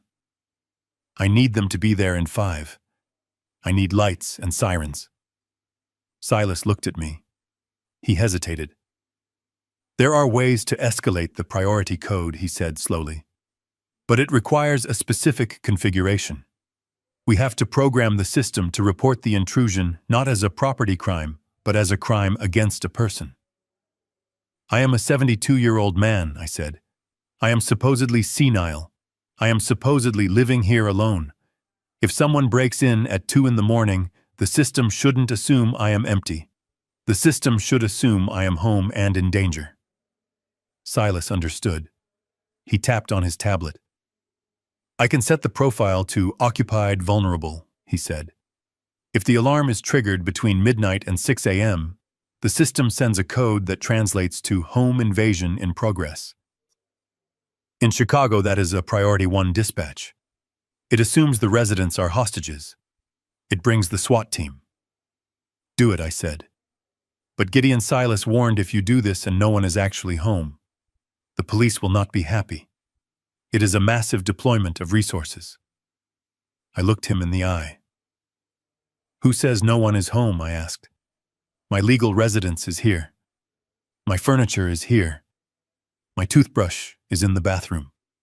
As far as the police are concerned, this is my domicile. If I happen to be on a trip when they break in, that is fortunate for me, but it doesn't change the nature of the threat. They don't know I am not here. They are breaking in with the intent to confront a confused old man. That is a home invasion, Silas. The fact that the victim is absent is a technicality. Silas stared at me for a long moment. Then he nodded. He typed the code into the black box. It is done, he said. Priority 1. Home invasion protocol. If they breach that door after midnight, the cavalry is coming. We finished the installation in the study. I had Silas install a high-gain audio microphone behind the radiator grill. I wanted to hear them. I wanted to hear their greed. I wanted to hear them arguing over who got to keep the silver. I wanted the audio for the court case. A video shows action, but audio shows intent. Audio proves malice. When Silas was finished, he handed me a tablet. It showed a map of the apartment. Every room was a zone. Every zone was green. It is live, he said. You have total control from your phone. You can lock the doors. You can kill the lights. You can even speak through the hidden speakers if you want to play the voice of God. I won't speak, I said. I will just watch. I paid Silas in cash. He packed up his tools. He paused at the door. Whoever you are doing this to, he said, they must have really pissed you off.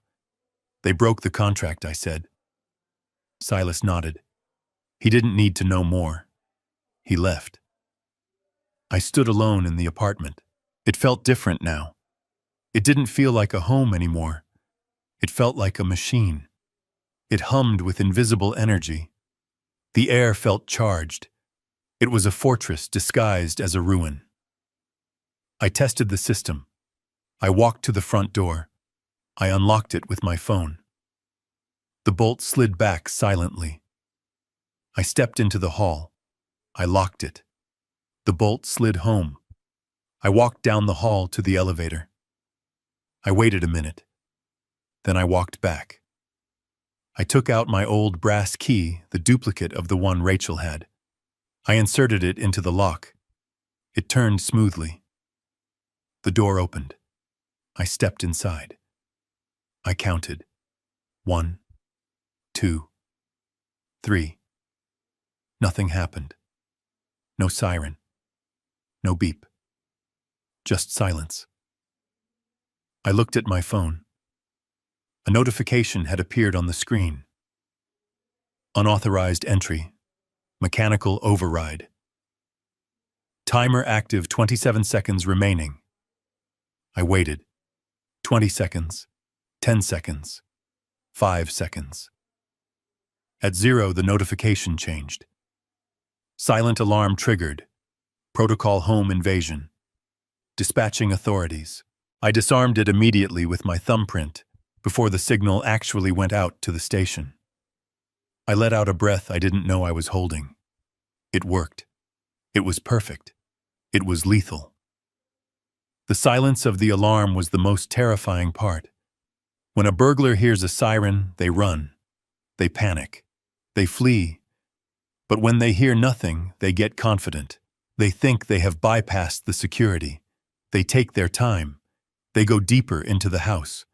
They start looking for the heavy things. They start making noise. And while they are feeling smart, while they are laughing at the old man's lack of security, the police are silently surrounding the building. They are cutting off the exits. They are coming up the stairs. It was a trap designed not to repel, but to capture. It was a trap designed to maximize the consequences. I did one last sweep of the apartment. I checked the camera angles on my phone. The view from the living room was perfect. It covered the safe, the hallway, and the front door. The view from the study covered the desk where I had left a few dummy financial documents, old bank statements, with blacked-out numbers that looked important, but were meaningless. I placed a single envelope on the kitchen counter. It was addressed to Dad. It was sealed. Inside, I had put a blank piece of paper. It was a prop. I knew Rachel. She wouldn't be able to resist opening a sealed letter, and when she did, she would leave her fingerprints on it. She would prove she had been there snooping, hunting. I walked to the door. I looked back at the empty living room. I imagined Rachel standing there with her architect talking about knocking down walls. I imagined Travis standing there looking for money to pay his gambling debts. I felt a strange sense of pity for them. They were walking into a buzzsaw, and they were doing it with their eyes wide open, blinded by their own entitlement. I stepped out. I locked the door. I tested the handle. It was solid. I went down to the lobby. I smiled at the doorman. "Have a good trip, Mr. Cross," he said. "Florida, right?" "That is right," I said. "A long vacation. I need the sun." "Don't we all?" he said. I walked across the street to my new building. I went up to the penthouse. I sat down at my command center. The trap was built. The technology was primed. Now I just needed to deliver the invitation. I needed to let them know the coast was clear. I needed to tell the lie that would bring them running. I picked up my phone. I dialed Rachel's number. I cleared my throat. I pitched my voice to sound a little weaker, a little more tired than usual. I summoned the old man they thought I was. It was time to initiate the final phase. It was time to give them exactly what they wanted, so I could take everything they had. I sat in the high-backed leather chair of the penthouse, the city of Chicago sprawling out beneath me like a circuit board. The sun was beginning to dip, casting long, bruised shadows across the water of Lake Michigan. I had a glass of water on the coaster and my phone in my hand. It was time for the performance of a lifetime. I needed to become the man they wanted me to be. I needed to become the confused, vulnerable, lonely old man who was shuffling off to Florida to die in the sun. I adjusted the collar of my shirt. It was a linen button-down, a vacation shirt. I had bought a cheap straw hat and placed it on the table behind me, just visible in the frame of the video call. It was a prop, a cliché. But people like Rachel operated on clichés. They didn't see people. They seen archetypes. To her, I was simply the obstacle. And now I was the obstacle on vacation. I dialed her number. It rang 3 times. I watched her face appear on the screen. She was in her car. I could see the headrest. She was wearing sunglasses, which she pushed up onto her head when she saw who it was. She looked annoyed. She always looked annoyed when I called, as if my existence was an interruption to her very important life of spending money she didn't have. "Hi, Gideon," she said. Her voice was tight. "What is it?" "We are busy." I pitched my voice higher. I added a slight tremor to it. I hesitated before speaking, mimicking the cognitive delay she was so eager to diagnose me with. "Rachel," I said, "I just wanted to let you know. I am at the airport. My flight leaves in an hour." Her expression changed instantly. The annoyance vanished, replaced by a sharp, predatory alertness. She pulled the car over. I saw the background stop moving. She wanted to give this her full attention. "You are at the airport?" she asked.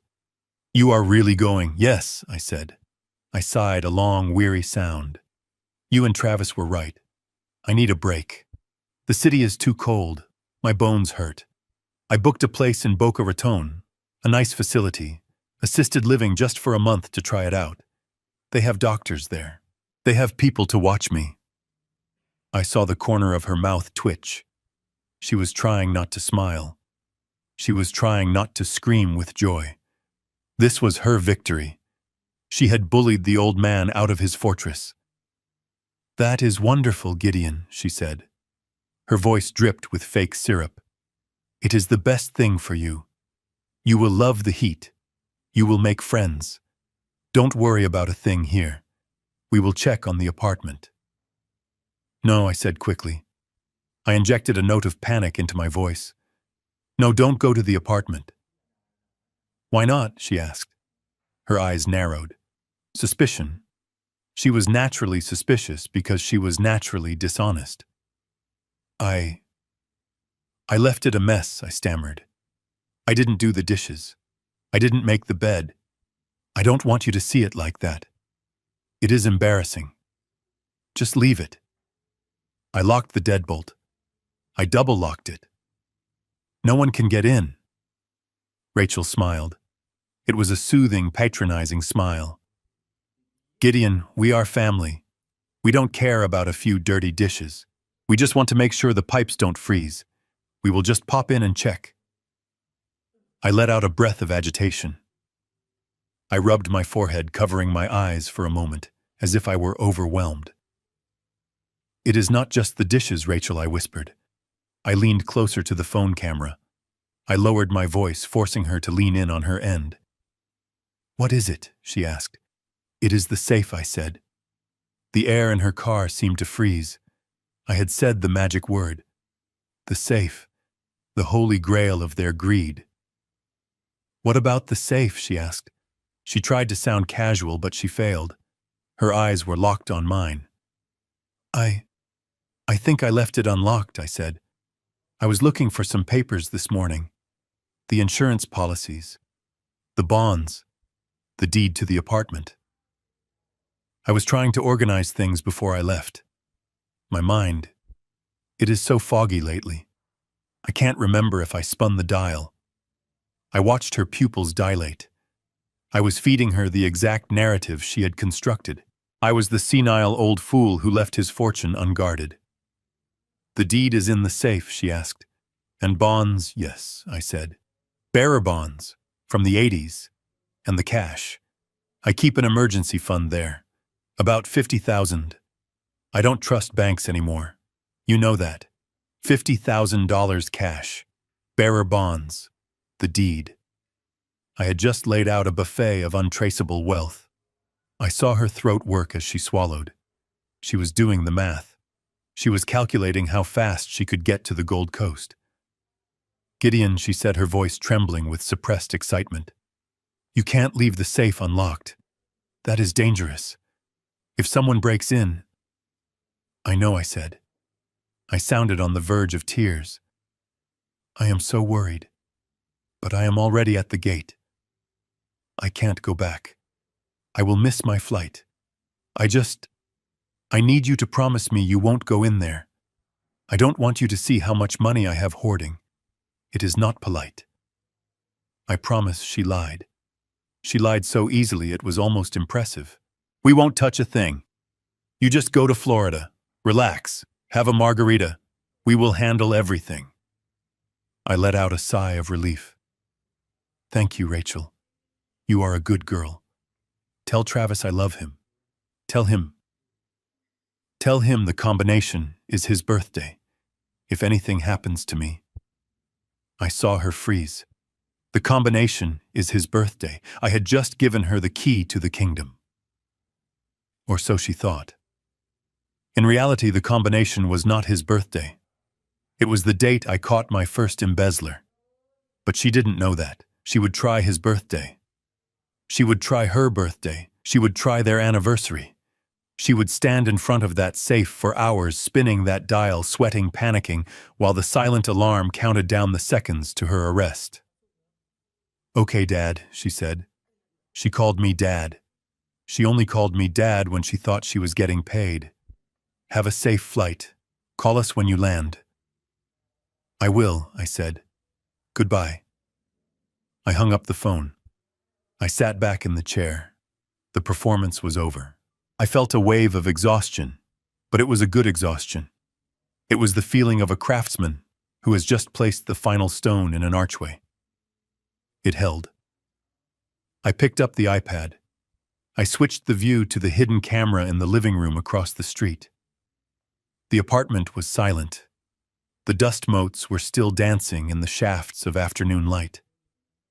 The painting of the ship on the wall looked innocent. Behind it lay the safe. Inside the safe lay the tax returns and the costume jewelry.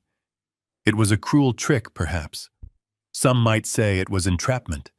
But entrapment requires inducing someone to commit a crime they would not otherwise commit. I had not induced her. I had simply removed the perceived consequences. I had shown her an open door. Her own character walked her through it. I watched the screen. I wondered how long it would take.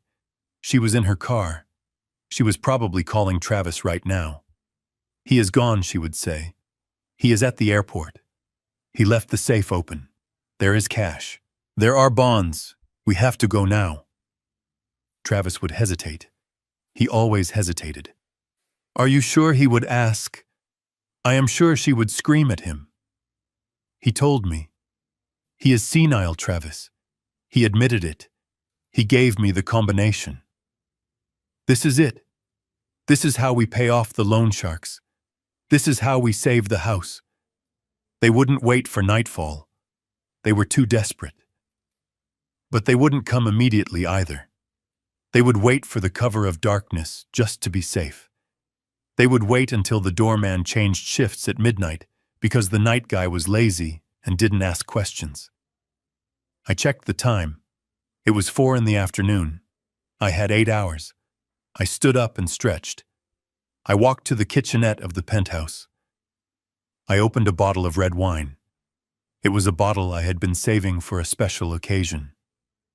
Tonight was the occasion. Tonight was the audit. I poured a glass and walked back to the window. I looked at the building across the street.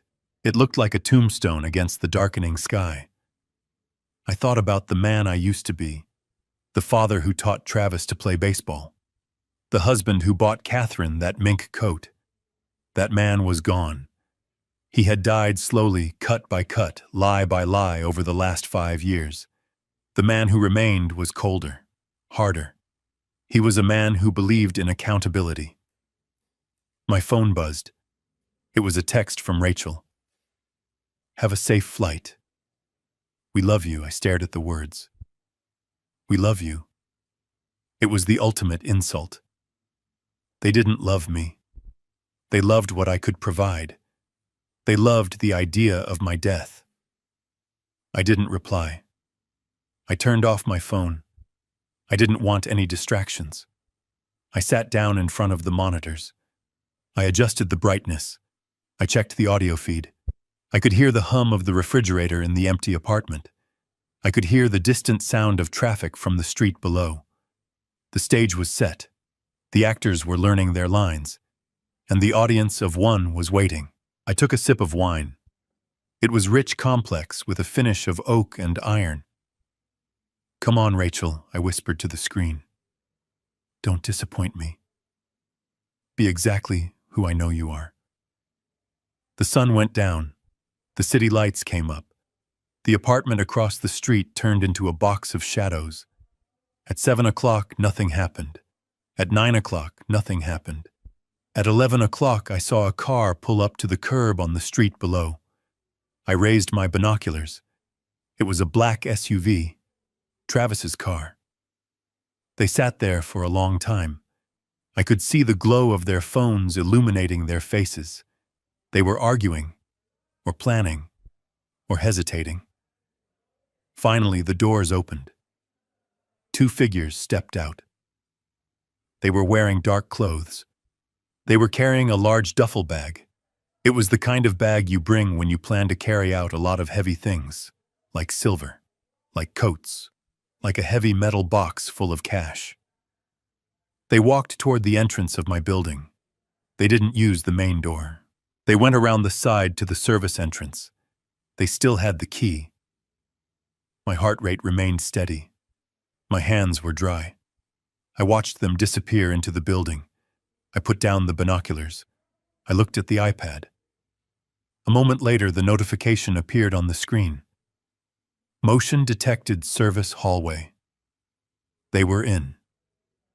I leaned forward. I took another sip of wine. "Welcome home, children," I said. The sensors in the hallway lit up. They were moving toward the apartment door. I switched the camera view to the living room. The door handle jiggled. The lock turned.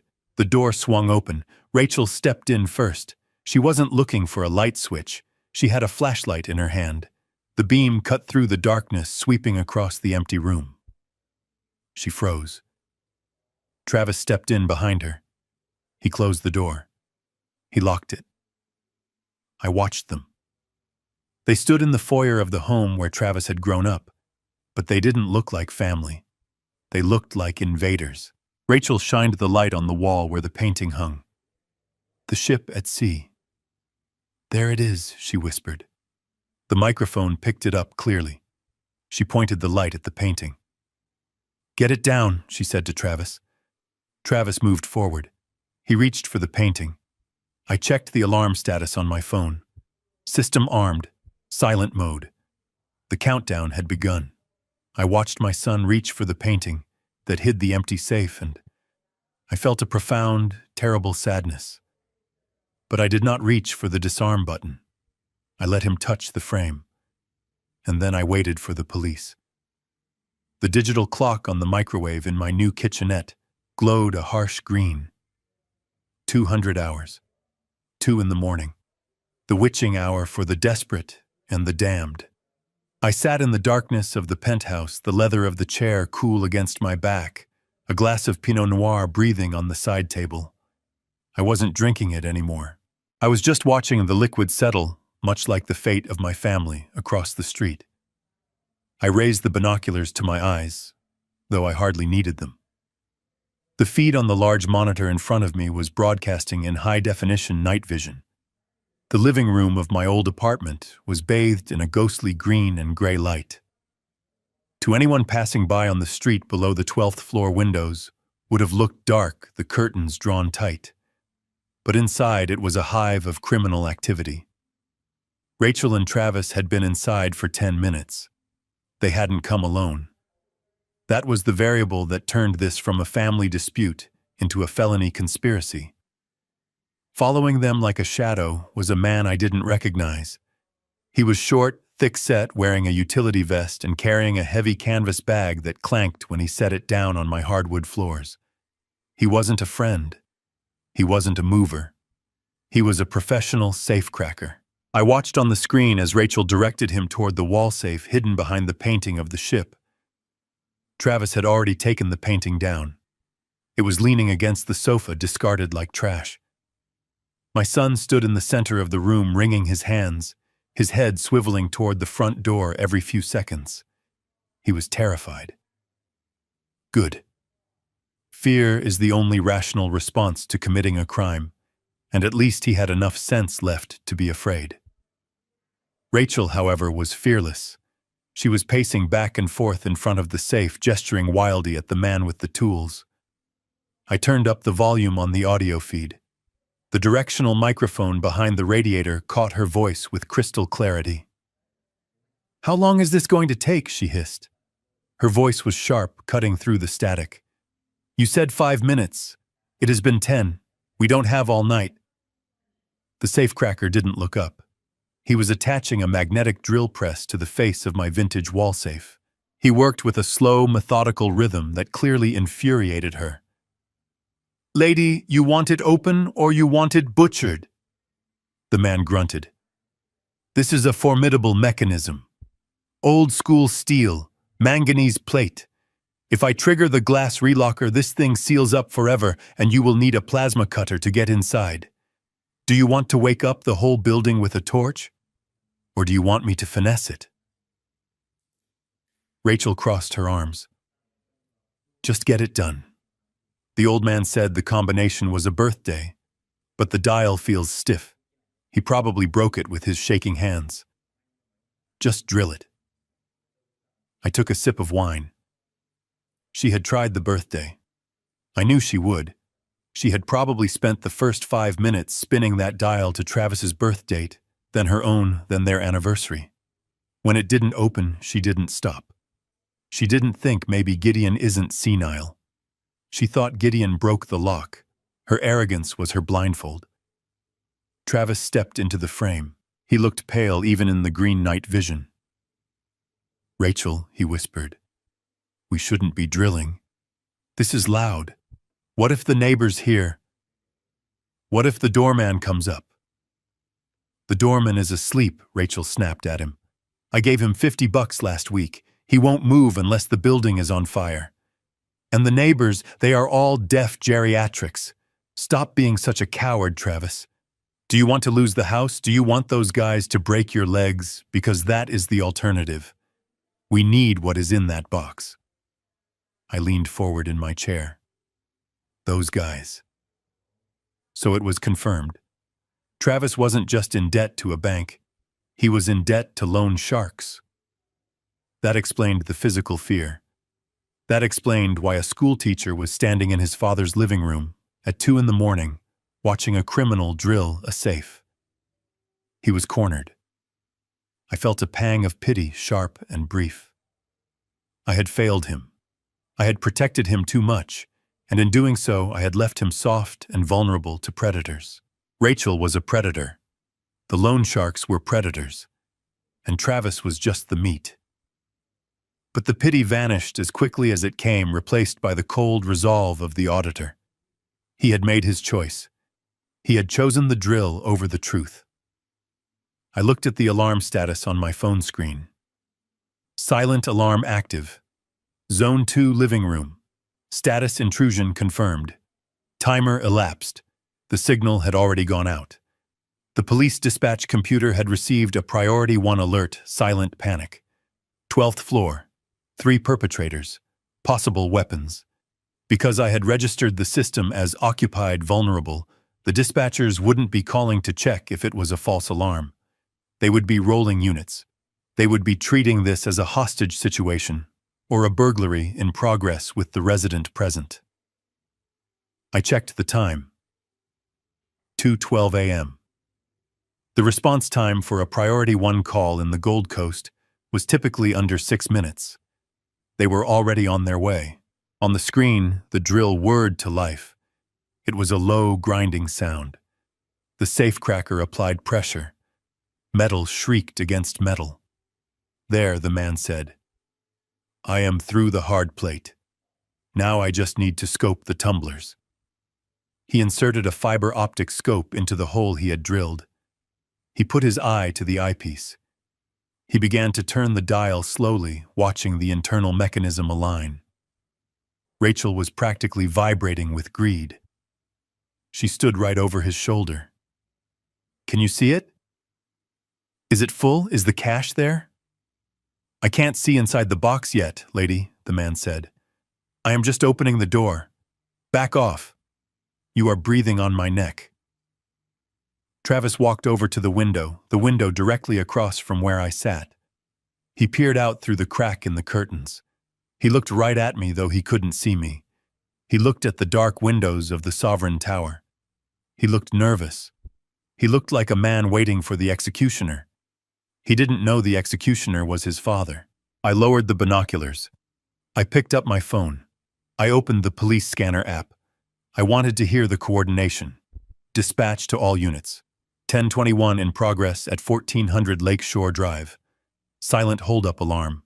Multiple sensors tripped. Audio surveillance indicates drilling tools.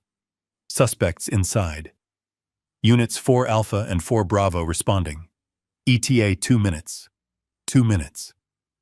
I looked back at the screen. The safecracker smiled. "Gotcha," he muttered. He spun the dial one last time.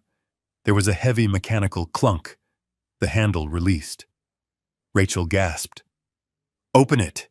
she screamed, forgetting to whisper. The man pulled the heavy steel door open. The safe was dark inside. Rachel shoved the man aside and shined her flashlight into the cavity. "It is deep," she said. Her voice shook. "It is huge." She reached in. She pulled out the stack of papers I had left. The old tax returns from 1995. "What is this?" she asked, flipping through them frantically. "Tax papers." "Where are the bonds?" Gideon said. "There were bonds. Keep looking," Travis yelled from the window. He ran over. "Check the back." Rachel threw the papers on the floor. She reached in again. She pulled out the small metal cash box I had placed there. It rattled. "This is it," she said. "This has to be it." The cash, the jewelry. She set the box on the coffee table. It was locked with a simple latch. She didn't wait for the locksmith. She grabbed a heavy brass candlestick from the mantel, one of the few things I had left behind, and smashed the latch. The lid popped open. Rachel reached in and pulled out a handful of what looked like diamonds and rubies. They glittered in the flashlight beam. "Oh my God," she breathed. "Look at this, Travis. Look at the size of these. This is millions. This is absolute millions." She held up a necklace made of glass paste and rhinestone. It was a prop Catherine had worn when she played a duchess in a community theater production of The Importance of Being Earnest. It was worth perhaps $15 at a vintage shop. Travis stared at it, mesmerized. "We are saved," he whispered. "We are actually saved." I watched them celebrate. I watched them hug. I watched Rachel shove the fake jewels into her pockets, laughing a manic, high-pitched laugh. They were so distracted by their victory, so drunk on the illusion of wealth, that they didn't hear what I heard. They didn't hear the sirens cut abruptly into silence as the cruisers approached the building to maintain the element of surprise. They didn't hear the heavy boots hitting the lobby floor 12 stories down. They didn't hear the elevator start to rise. The safecracker heard something, though. He stopped packing his drill. He cocked his head. "Quiet," he said. Rachel ignored him. She was digging through the safe again, looking for the deed. "I said quiet," the man barked. The room fell silent. And then, through the audio feed, I heard it. The heavy metallic sound of the service elevator arriving on the 12th floor. The ding of the bell. Travis's eyes went wide. "Who is that?" he whispered. The safecracker didn't answer. He grabbed his bag. He ran for the kitchen looking for a back exit. But there was no back exit. I lived on the 12th floor. The fire escape was on the outside and the window was painted shut. I had checked it myself. Rachel stood frozen, the fake diamonds in her hands. The front door exploded. It wasn't a knock. It was a battering ram. The smart lock I had installed shattered under the force of the police entry tool. The door flew open, crashing against the wall with a violence that shook the camera. "Police, get down, get on the ground." Now, the room was suddenly flooded with blinding tactical lights. 4 officers in SWAT gear swarmed into the living room, rifles raised. Travis screamed and dropped to his knees, his hands in the air.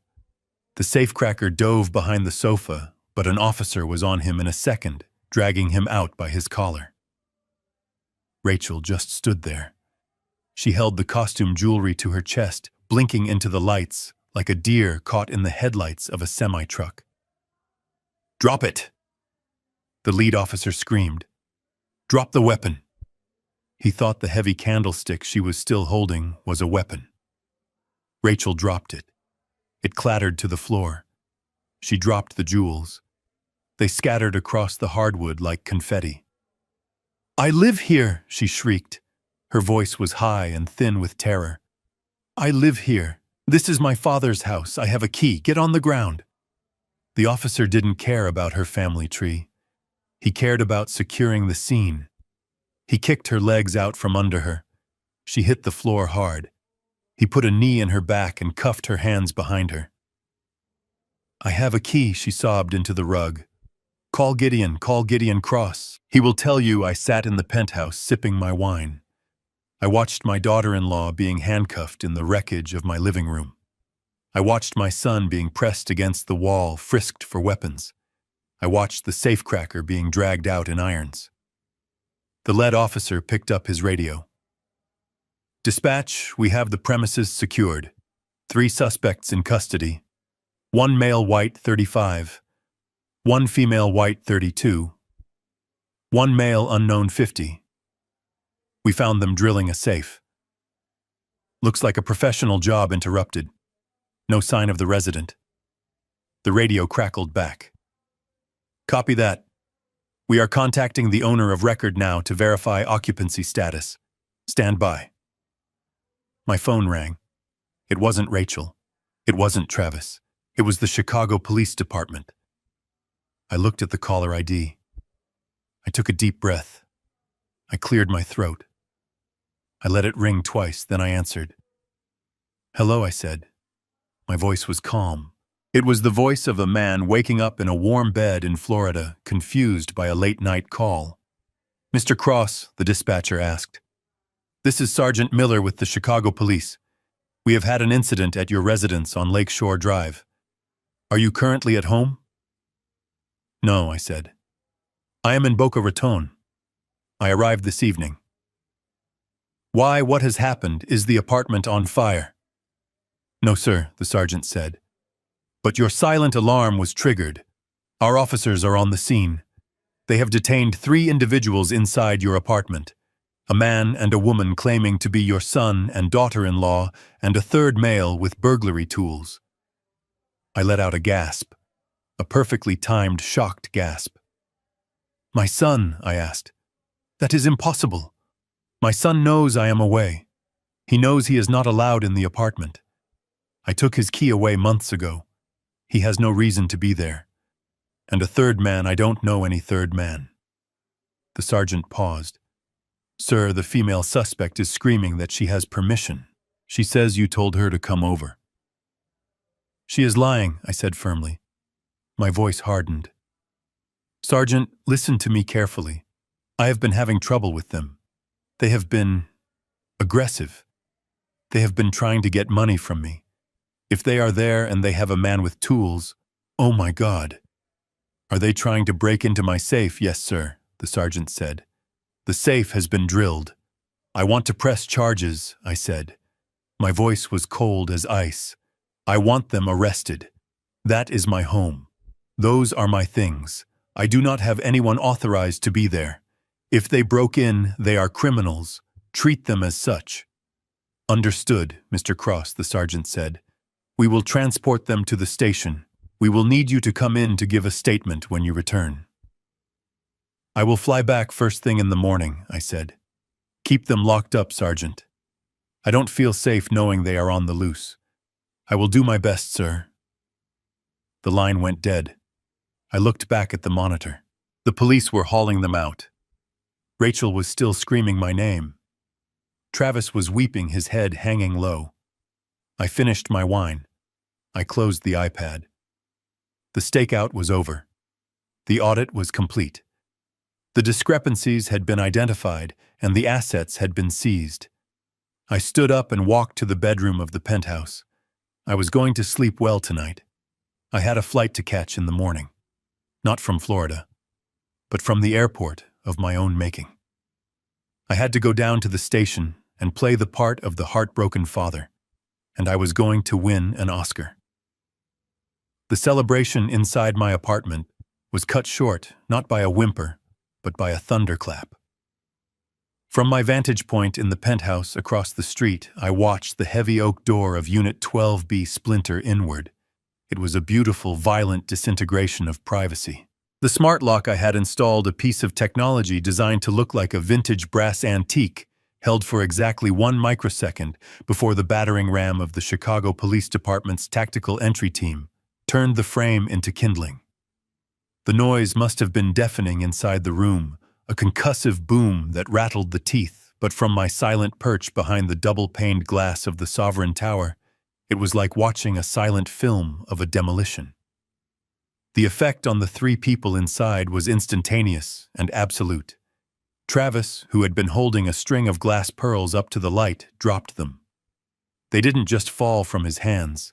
His entire body seemed to lose its structural integrity. He collapsed downward, his knees hitting the hardwood floor with a force that I imagined would bruise the bone. He didn't run, he didn't fight. He simply curled in on himself, a pill bug reacting to a sudden blinding light. It was the reaction of a man who had been waiting for the hammer to drop his entire life and was relieved in a sick way that the waiting was finally over. The safecracker, the professional in the utility vest, was the only one with survival instincts. The moment the door frame cracked, before the wood even hit the floor, he was moving. He dove behind the heavy leather sofa, scrambling for cover, his hands already coming up to protect his head. He knew what was coming. He knew that when a door explodes like that, the men coming through it are not there to ask questions. They are there to neutralize threats. He was making himself small. He was making himself surrender before the first boot crossed the threshold. But Rachel was a study in frozen arrogance. She did not drop to the floor. She did not raise her hands. She stood in the center of the room, clutching the metal cash box to her chest, like a shield staring at the gaping hole where the door used to be. She was blinded by the tactical lights attached to the rifles of the entry team. 4 beams of high-intensity white light cut through the gloom, converging on her. They turned her into a ghost, a pale figure caught in the harsh glare of reality. She blinked, her mouth opening and closing, her brain unable to process the shift from victorious heiress to suspect number 1. "Get down!" The command came through the audio feed on my iPad, distorted by the volume, but unmistakable in its authority. "Police, get on the ground, now!" The lead officer, a giant of a man in heavy body armor, stormed into the room. He moved with the terrifying speed of trained aggression. He bypassed Travis, who was already sobbing, into the rug. He bypassed the sofa. He went straight for the person standing upright. He went straight for Rachel. "Drop the box. Show me your hands." Rachel didn't drop the box. She clutched it tighter. In her delusional mind, that box was her salvation. It was the money for the loan sharks. It was the down payment on her new life. To drop it was to admit defeat. "I live here," she shrieked. The microphone peaked, the audio cracking with the sheer volume of her hysteria. "I live here. You can't do this. This is my father's house." The officer didn't care about her lineage. He cared about the metal object in her hands that could, in the darkness and chaos, be mistaken for a weapon. He didn't argue.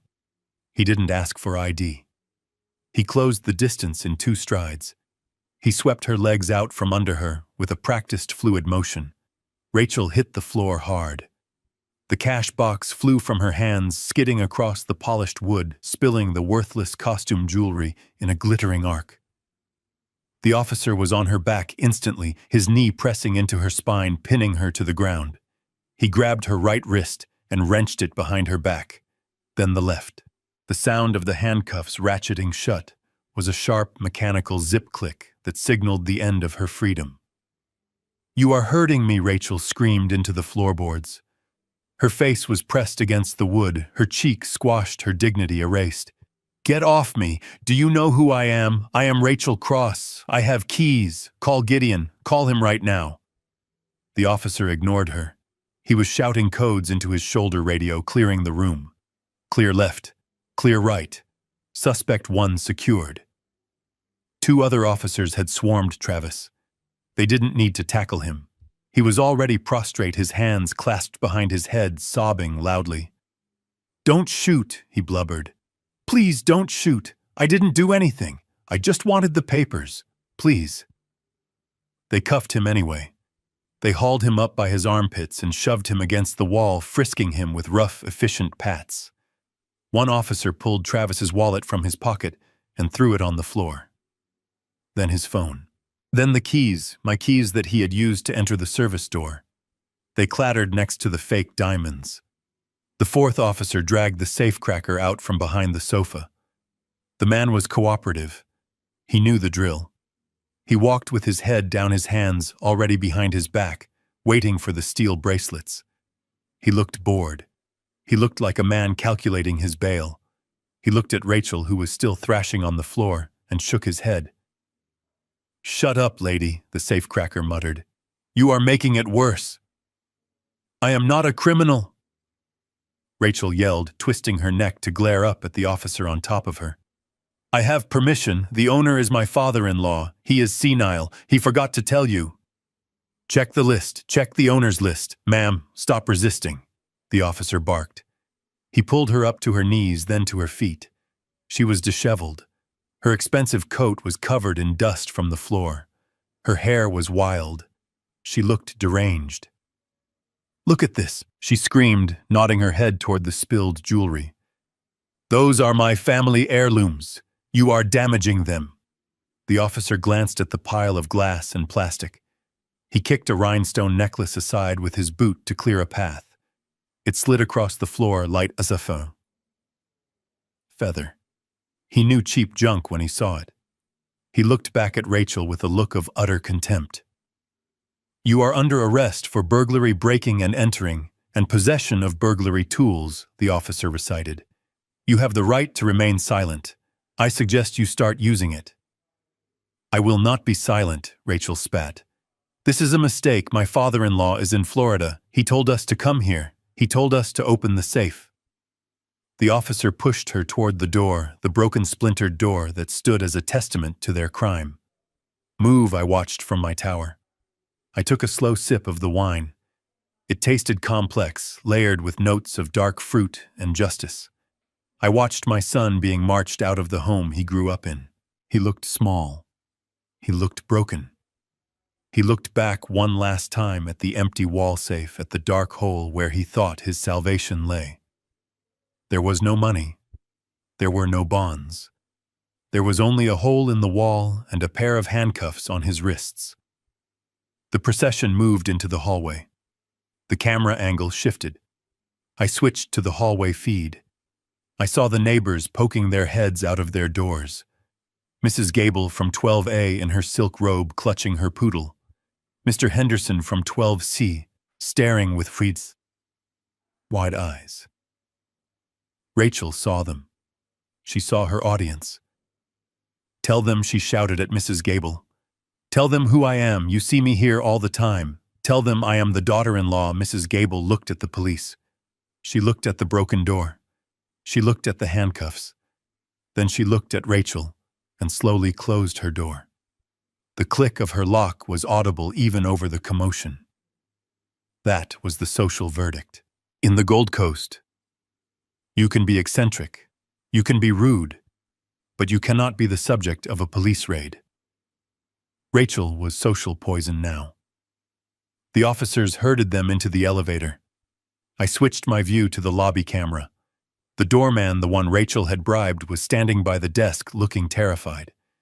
The police had likely woken him up with a gun in his face to get access to the elevators. He wasn't going to vouch for her. He was going to save his own job. I watched them being led out of the building. The flashing blue lights of the police cruisers strobed against the limestone facade, painting the street in a chaotic rhythm of light and shadow. A small crowd had gathered on the sidewalk. Late-night dog walkers, drivers slowing down to gawk.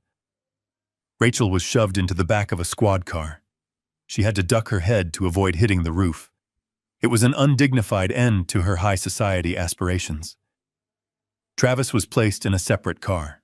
He slumped against the window, his forehead resting on the glass, defeated. The safecracker went into a third vehicle. He looked like he was just catching a cab to work. The sergeant remained on the sidewalk, talking to the doorman, taking notes. He pointed up at my window. The doorman nodded vigorously. My phone rang again. It was the sergeant. "Mr. Cross," he said. "We have transported the suspects. We secured the scene. We found significant damage to the entry door and the interior wall safe. It appears they were using an industrial drill. Did they take anything?" I asked, keeping the tremor of the shocked old man in my voice. The sergeant paused. Well, sir, there was a metal box. It was open. There is a large amount of jewelry scattered on the floor. It looks valuable. We are bagging it as evidence. I let out a sigh. Oh dear, my wife's theater props. She loved those things. They aren't worth $5, Sergeant, but they have sentimental value. The sergeant was silent for a moment. Props, sir, costume jewelry, I said. Glass and paste. I keep the real things in the bank. I'm not foolish enough to leave diamonds in a wall safe, Sergeant. I heard a small stifled sound on the other end of the line. It might have been a chuckle. I see, the sergeant said. Well, the female suspect seemed very convinced they were real. She was quite animated about it. I am sure she was, I said. She has always had an active imagination. We will need you to come down to the station tomorrow to sign the formal complaint, the sergeant said, and we will need an inventory of any actual damages. I will be there, I said. Thank you, Sergeant. Thank you for protecting my home. It is our job, sir. Try to get some sleep. I hung up.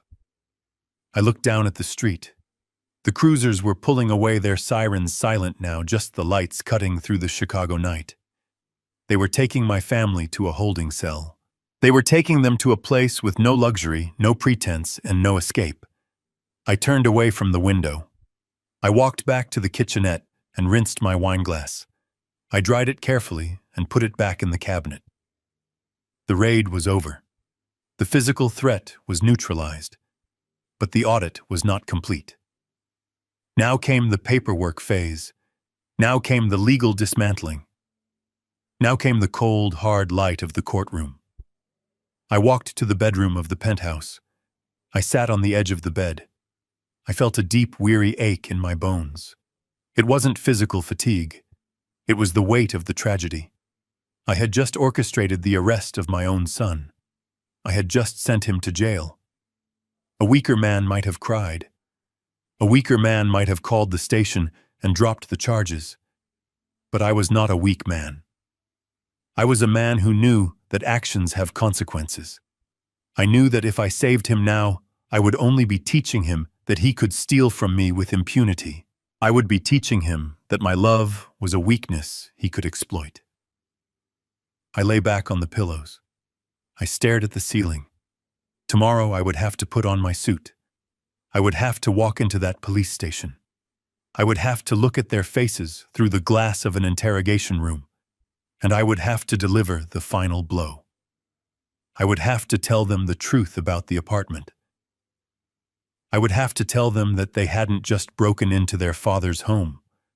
They had broken into a corporate asset. And corporations do not have feelings. Corporations do not have mercy. I closed my eyes. I slept the sleep of the just, the sleep of the auditor who has balanced the books no matter how red the ink. My phone rang a second time just as the last police cruiser was peeling away from the curb 12 stories below.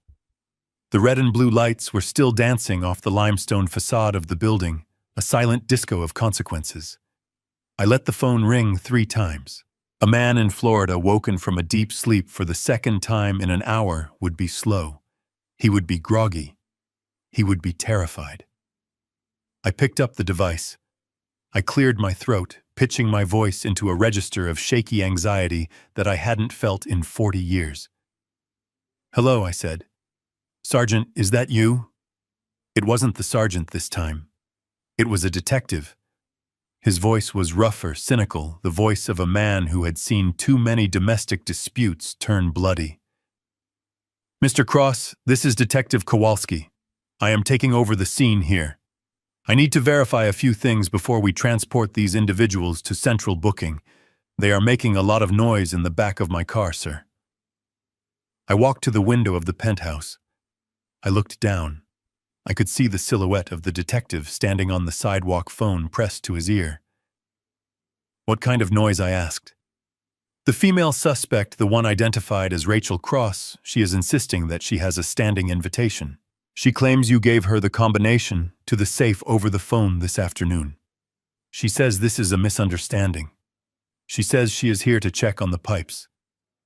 I let out a long, shuddering breath. It was a masterpiece of acting. Detective, I said, my voice trembling. I am 72 years old. I worked as a forensic auditor for 40 years. I do not give out safe combinations over the phone. I do not invite people to come over at 2 a.m. with industrial drills. The detective grunted. I figured as much. But she has a key, Mr. Cross. It fits the lock. Or what is left of the lock. She stole it, I said. The lie tasted sweet, because in a moral sense it was the absolute truth. She had stolen my peace. She had stolen my trust. The physical key was just a totem of that theft. I asked for that key back months ago. She refused to return it. She told me she lost it. If she used it tonight, she used a stolen instrument to facilitate a felony. I heard the scratch of a pen on paper. The detective was writing this down. Stolen key. Good. That added a layer of premeditation. And the male suspect, the detective continued. Travis Cross. He claims to be your son. He says he is a school teacher. He is crying pretty hard, sir. He says he just wanted to find some papers. I closed my eyes. I pictured Travis. The boy who used to bring me his report cards with shaking hands, afraid a B- would disappoint me. He never understood that I didn't care about the grade. I cared about the effort. Tonight, his effort was criminal. Mr. Cross, the detective pressed. Is he your son? I looked at the empty apartment across the street. I looked at the hole in the wall where the safe used to be. Detective listened to me closely. Biologically, that man may share my DNA. But the man who breaks into a senior citizen's home in the middle of the night, who brings a safecracker to drill into a wall, who terrorizes a neighborhood, that man is a stranger to me. I have no son who would do that. I have no children authorized to enter my home at 2 a.m. The only people who enter a home at that hour with those tools are predators. There was a silence on the line. The detective was processing the coldness of the statement. He was realizing that there would be no family reconciliation at the station. There would be no dropped charges. I understand, sir, the detective said finally. His tone had shifted. It was more respectful now. And the third man, the one with the drill, I have never heard of him, I said. But detective, if they brought a professional, if they brought heavy equipment, they didn't come to check the pipes. They came to loot the place. They thought I was gone. They thought I was helpless. They certainly did, the detective agreed. Well, Mr. Cross, you can rest easy. They aren't looting anything tonight except a bologna sandwich in the holding cell.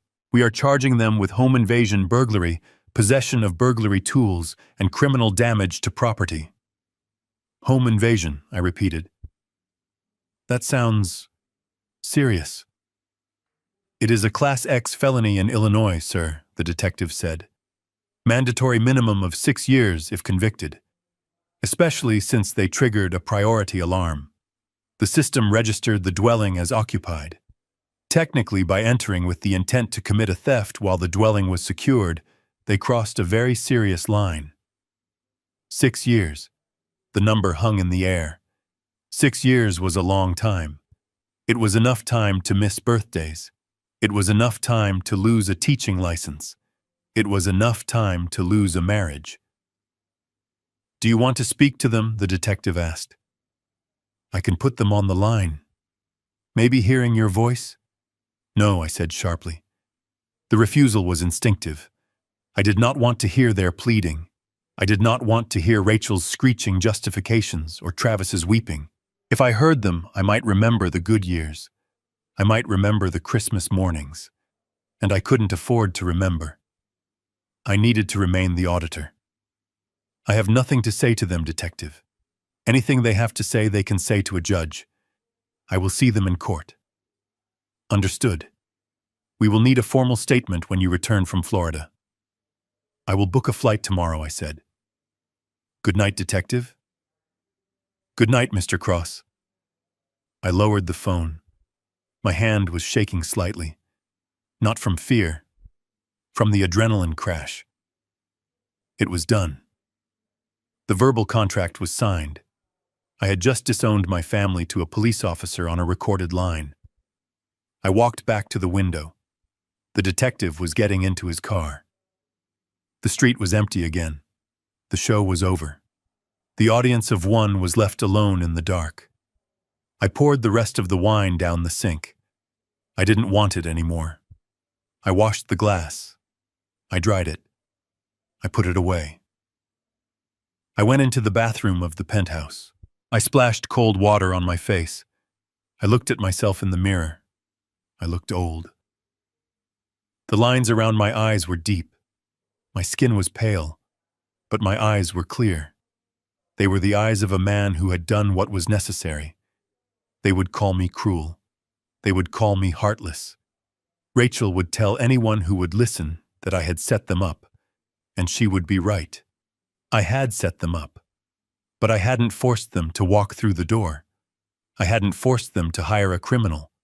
I hadn't forced them to try to rob me. I had simply given them the opportunity to show me who they really were. And they had shown me. They had shown me with a drill and a flashlight at 2 a.m. I walked to the bedroom. I lay down on the stiff corporate mattress. I pulled the duvet up to my chin. Tomorrow would be a busy day. I had to meet with Cole.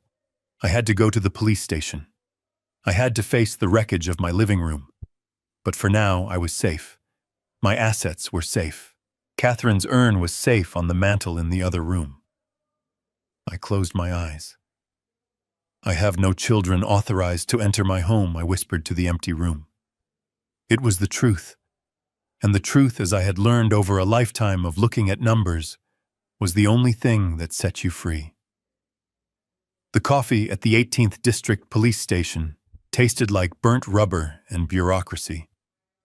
I held the styrofoam cup in my hand, not to drink, but to warm my fingers. The air conditioning in the precinct was set to a temperature designed to keep people awake and uncomfortable. It was effective. I sat in interview room B. Next to me was Cole. He was wearing a navy pinstripe suit that cost more than the detective's car. He had a leather briefcase on the table in front of him.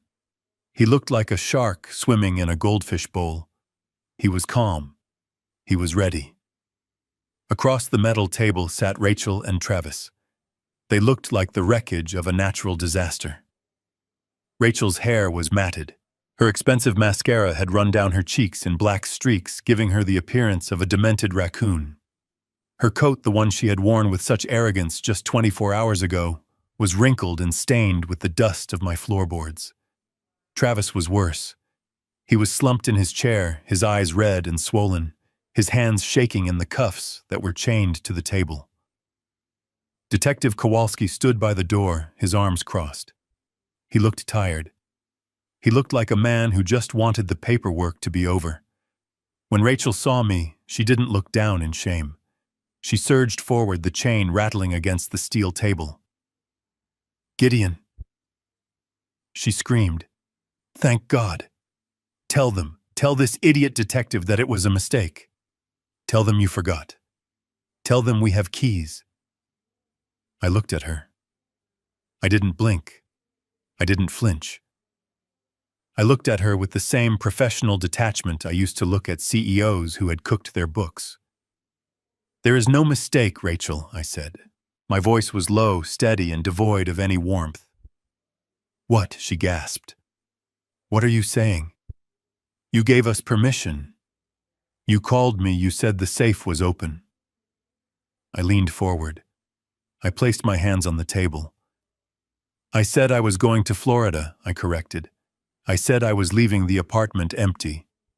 I did not say you could come over at 2 a.m. with a safecracker named Mick the Torch. That wasn't... We lost the key." Rachel stammered. "We needed to check the pipes. We thought there was a leak." "A leak inside a wall safe?" I asked. "That is a very specific plumbing problem." Travis made a sound.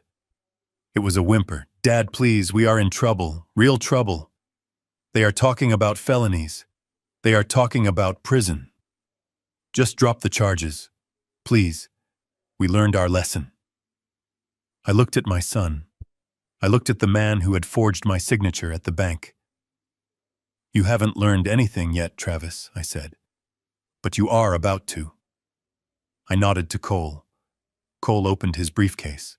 He didn't pull out a few papers. He pulled out a binder. It was 3 inches thick. He dropped it on the table. The sound was a heavy, dull thud that echoed in the small room. "What is that?" Rachel asked. Her voice trembled. "This," I said, "is the audit." I opened the binder to the first tab. "Let's start with the access," I said. "You claim you were checking on me. You claim you were a concerned daughter-in-law." I read from the first page. October 12th, 2:30 p.m. Unauthorized entry. Subject found wearing Catherine Cross's vintage mink coat. Subject claimed to be decluttering. Subject refused to return key. I turned the page. November 3rd, 10:00 a.m. Unauthorized entry while resident was at the doctor. Subject removed a silver picture frame from the mantel. Item never returned. I turned the page again. November 15th, 4:00 p.m. Unauthorized entry. Subject went through desk drawers. Financial documents disturbed. I looked up at her. Rachel's face had gone pale. "I have logs of 36 separate unauthorized entries in the last 5 months," I said. "I have dates. I have times. And starting from last week, I have video." Cole pulled out a tablet. He tapped the screen. He spun it around so they could see. The video played. It was the recording from the hidden camera. It showed Rachel standing in my living room with the architect. The audio was crystal clear. "He is losing it, poor thing. His mind is like Swiss cheese. He won't even remember he lived here by the time we are done." The voice filled the interrogation room. Rachel stared at the screen, her mouth opening and closing like a fish on a dock. She was watching herself condemn me to a nursing home. She was watching herself plan the destruction of my life. That is out of context," she shrieked. I was stressed. I didn't mean it. "And this?" I asked. Cole swiped the screen. The next video played. It was the footage from the night before.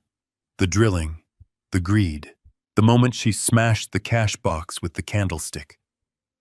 "Look at this, Travis. Look at the size of these. This is millions." The silence in the room was absolute. Travis had put his head down on the table. He was sobbing quietly. Rachel looked at the detective. "He recorded us. That is illegal. That is a violation of privacy." "It is his house, lady," Detective Kowalski said, his voice dripping with disgust. "He can record whatever he wants, especially when you are breaking and entering." I closed the binder. "I am not senile, Rachel," I said. "I am not confused. I am a forensic auditor. I have built a career on documenting fraud, and you two are the sloppiest fraudsters I have ever encountered." "But we are family," Rachel yelled. Her eyes were wild. "You trapped us. You set us up. You told us to go there." "I gave you a test," I said. "A simple moral test. All you had to do was nothing. All you had to do was respect my home and my absence. If you had stayed home last night, we wouldn't be here. But you couldn't do it. You were too hungry." Cole spoke up for the first time. His voice was smooth, polished steel. "Mr. Cross is pressing full charges," he said. "We are submitting this binder as evidence of a pattern of harassment, elder abuse, and predatory behavior. We are also submitting the affidavit from the bank regarding Mr. Travis Cross's attempt to access the safety deposit box with a forged signature." Travis's head snapped up. "You know about that?" I looked him in the eye. "I know everything, Travis. I know about the loan sharks. I know about the gambling. I know you tried to rob me while I was still alive because you were too cowardly to fix your own mistakes." Travis looked at me with a mix of horror and awe. He had never seen me like this. He had only ever seen the father. He had never seen the professional. "Dad," he whispered, "I am sorry." "I believe you," I said. "I believe you are sorry you got caught. But that is not the same thing as being innocent." I stood up. I buttoned my jacket. "I am done here." "Detective," I said, "you have my statement. You have the evidence." "Lock them up! Wait!" Rachel screamed. She lunged forward again, but the cuffs held her back. "You can't leave us here. We have no money for bail. We have no lawyer. You have to help us." I looked at her one last time. I looked at the woman who wanted to tear down my walls. "You wanted my assets, Rachel," I said. "You wanted the apartment. You wanted the lifestyle. Well, now you have the consequences of that ambition." I turned my back on them. I walked out of the room. I walked down the hallway of the police station. I could still hear Rachel screaming my name behind the heavy steel door. It sounded like a ghost fading into the distance. Cole walked beside me. "That was brutal, Gideon," he said. "It was necessary," I replied. We walked out into the sunlight. The city was waking up. People were going to work. The world was turning, and I was free. But there was one last card to play.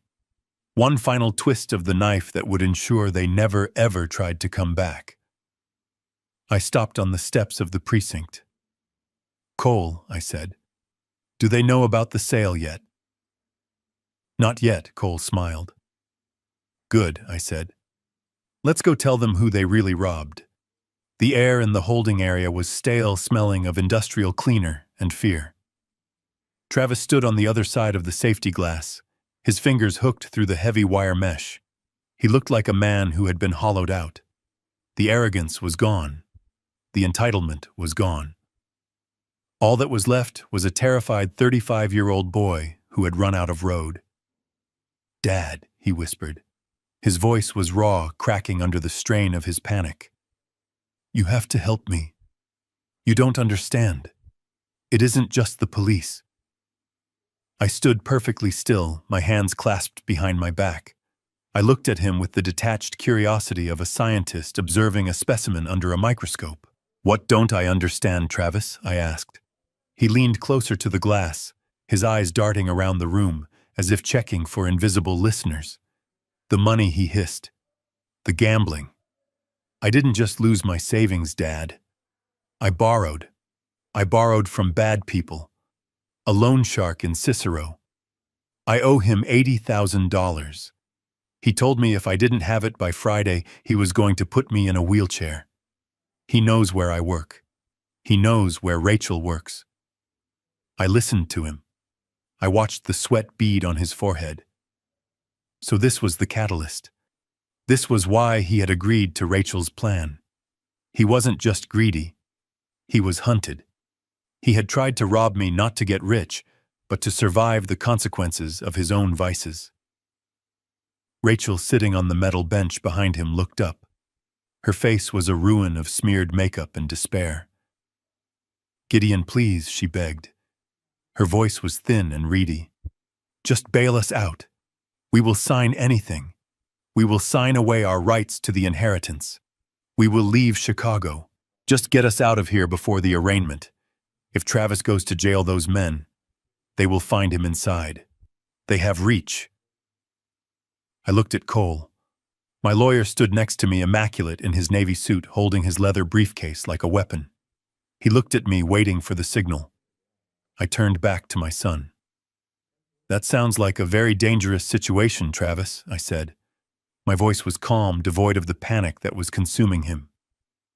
"But it is a situation of your own making. You gambled. You lost. And instead of coming to me like a man, instead of asking for help, you decided to drill a hole in my wall. You decided to steal the safety net I spent 40 years building." "I was desperate," Travis cried. "I thought you wouldn't notice. I thought if I just took the bonds, I could pay them off and put the money back, Before you even knew, you thought I was senile, I corrected him. You thought I was a mark. Travis gripped the mesh until his knuckles turned white. Dad, please.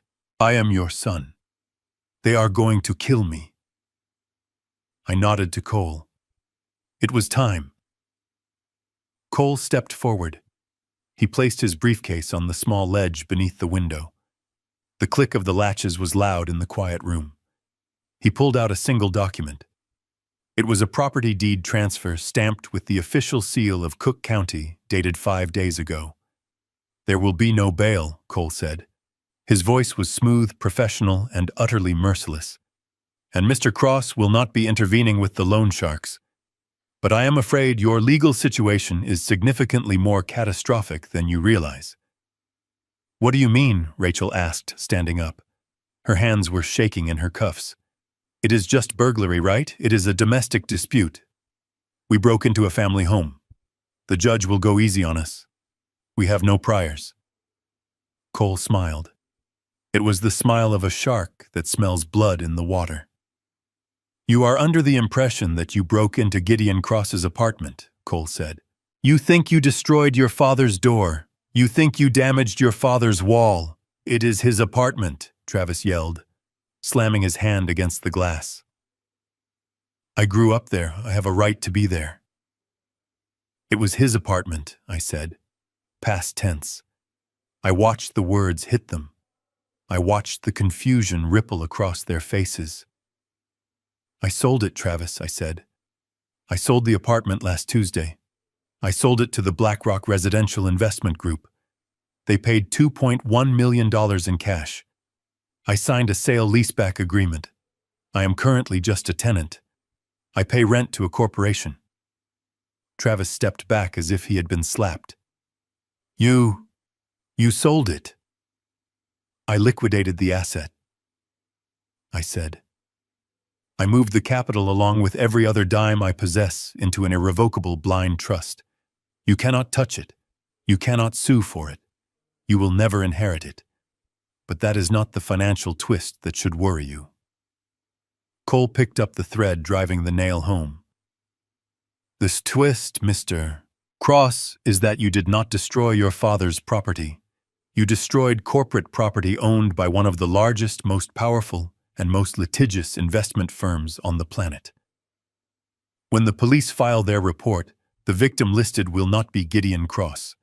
It will be BlackRock Global Real Estate. I saw Rachel's legs give out. She slumped back onto the bench, her mouth hanging open. BlackRock does not have family meetings, I continued. My voice was hard, relentless, the voice of the auditor delivering the final report. BlackRock does not accept apologies. BlackRock has an entire division of corporate lawyers whose only job is to prosecute individuals who damage their assets. They will not drop the charges because you are my son. They will not care about your gambling debts. They will prosecute you to the fullest extent of the law to set a precedent for their insurance adjusters. Travis stared at me. The color had drained from his face completely. He wasn't looking at a father anymore. He was looking at the architect of his destruction. You set us up, he whispered. You knew. I protected my interests, I said. I identified a liability you and I removed it from my ledger. You are no longer my problem, Travis. You are a corporate write-off, and now you are BlackRock's problem. I turned my back on the cell. Dad. Travis screamed. It was a sound of pure, unadulterated regret. Dad. Don't leave me, I kept walking. I walked out of the holding area, down the long corridor, and out into the bright, cold morning of Chicago. I left them in the cage they had built, trapped between the law and the corporation, with absolutely nowhere left to run. The books were balanced, and I was finally free. The elevator ride to the 14th floor of the Sovereign Tower was smooth, silent, and solitary. I stepped out into the hallway and slid my keycard into the lock of 14B. The light turned green. It was a simple mechanical affirmation of access. I belonged here. And unlike the apartment across the street, no one else had a key. I walked inside. The penthouse was bathed in the soft gray light of the Chicago morning. It was sterile, yes. The furniture was corporate beige. The art on the walls was generic abstract prints. But the air smelled clean. It didn't smell of cheap floral perfume or the sweat of desperation. It smelled of peace. I walked to the mantel. Catherine's marble urn sat there undisturbed.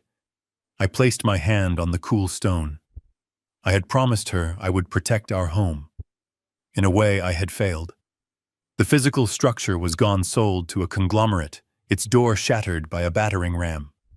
But I had protected the dignity of our lives. I had protected the legacy of our hard work from being squandered on gambling debts and renovations we didn't need.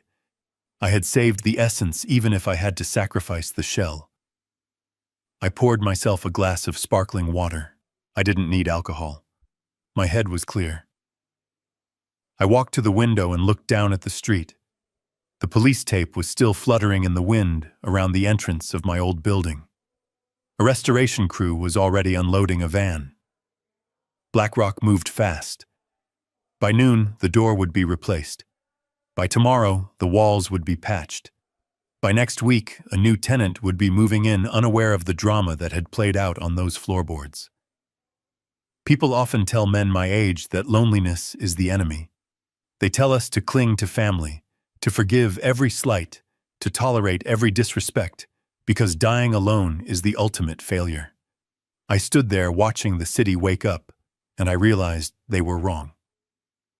Loneliness is just a state of being alone. It is neutral. It is quiet. Betrayal, however, is a noise that never stops. It is a rot that eats you from the inside out. I had chosen loneliness over the rot, and standing there with my accounts secure and my conscience clear, it felt like the richest bargain I had ever made. My phone buzzed on the table. It was Cole. Just a text. Arrangement complete. Bail denied. BlackRock is filing civil suits Monday. I deleted the message. I didn't need to save it. The audit was closed. The file was archived. I sat down in the leather chair. I picked up a book I had been meaning to read for months. I opened it to page 1. I am Gideon Cross. I am 72 years old. I have no mortgage. I have no debts. And for the first time in a long time, I have no liabilities. I started to read. The room was silent, and it was perfect. We are often taught that family is a sanctuary, an unconditional bond that must be preserved at all costs. But I have learned that a toxic family is nothing more than a bad investment that compounds interest in pain. You cannot buy respect, and you certainly cannot rent loyalty. The moment you have to lock your doors against your own children is the moment you must realize that the relationship is already dead. True peace comes not from a full house but from a clean conscience, and the strength to close the ledger on those who only see you as a number. If you enjoyed watching The Audit of a Lifetime, hit that like button and subscribe for more stories of justice served cold. Let me know in the comments, would you have pressed charges against your own son, or would you have let him walk away?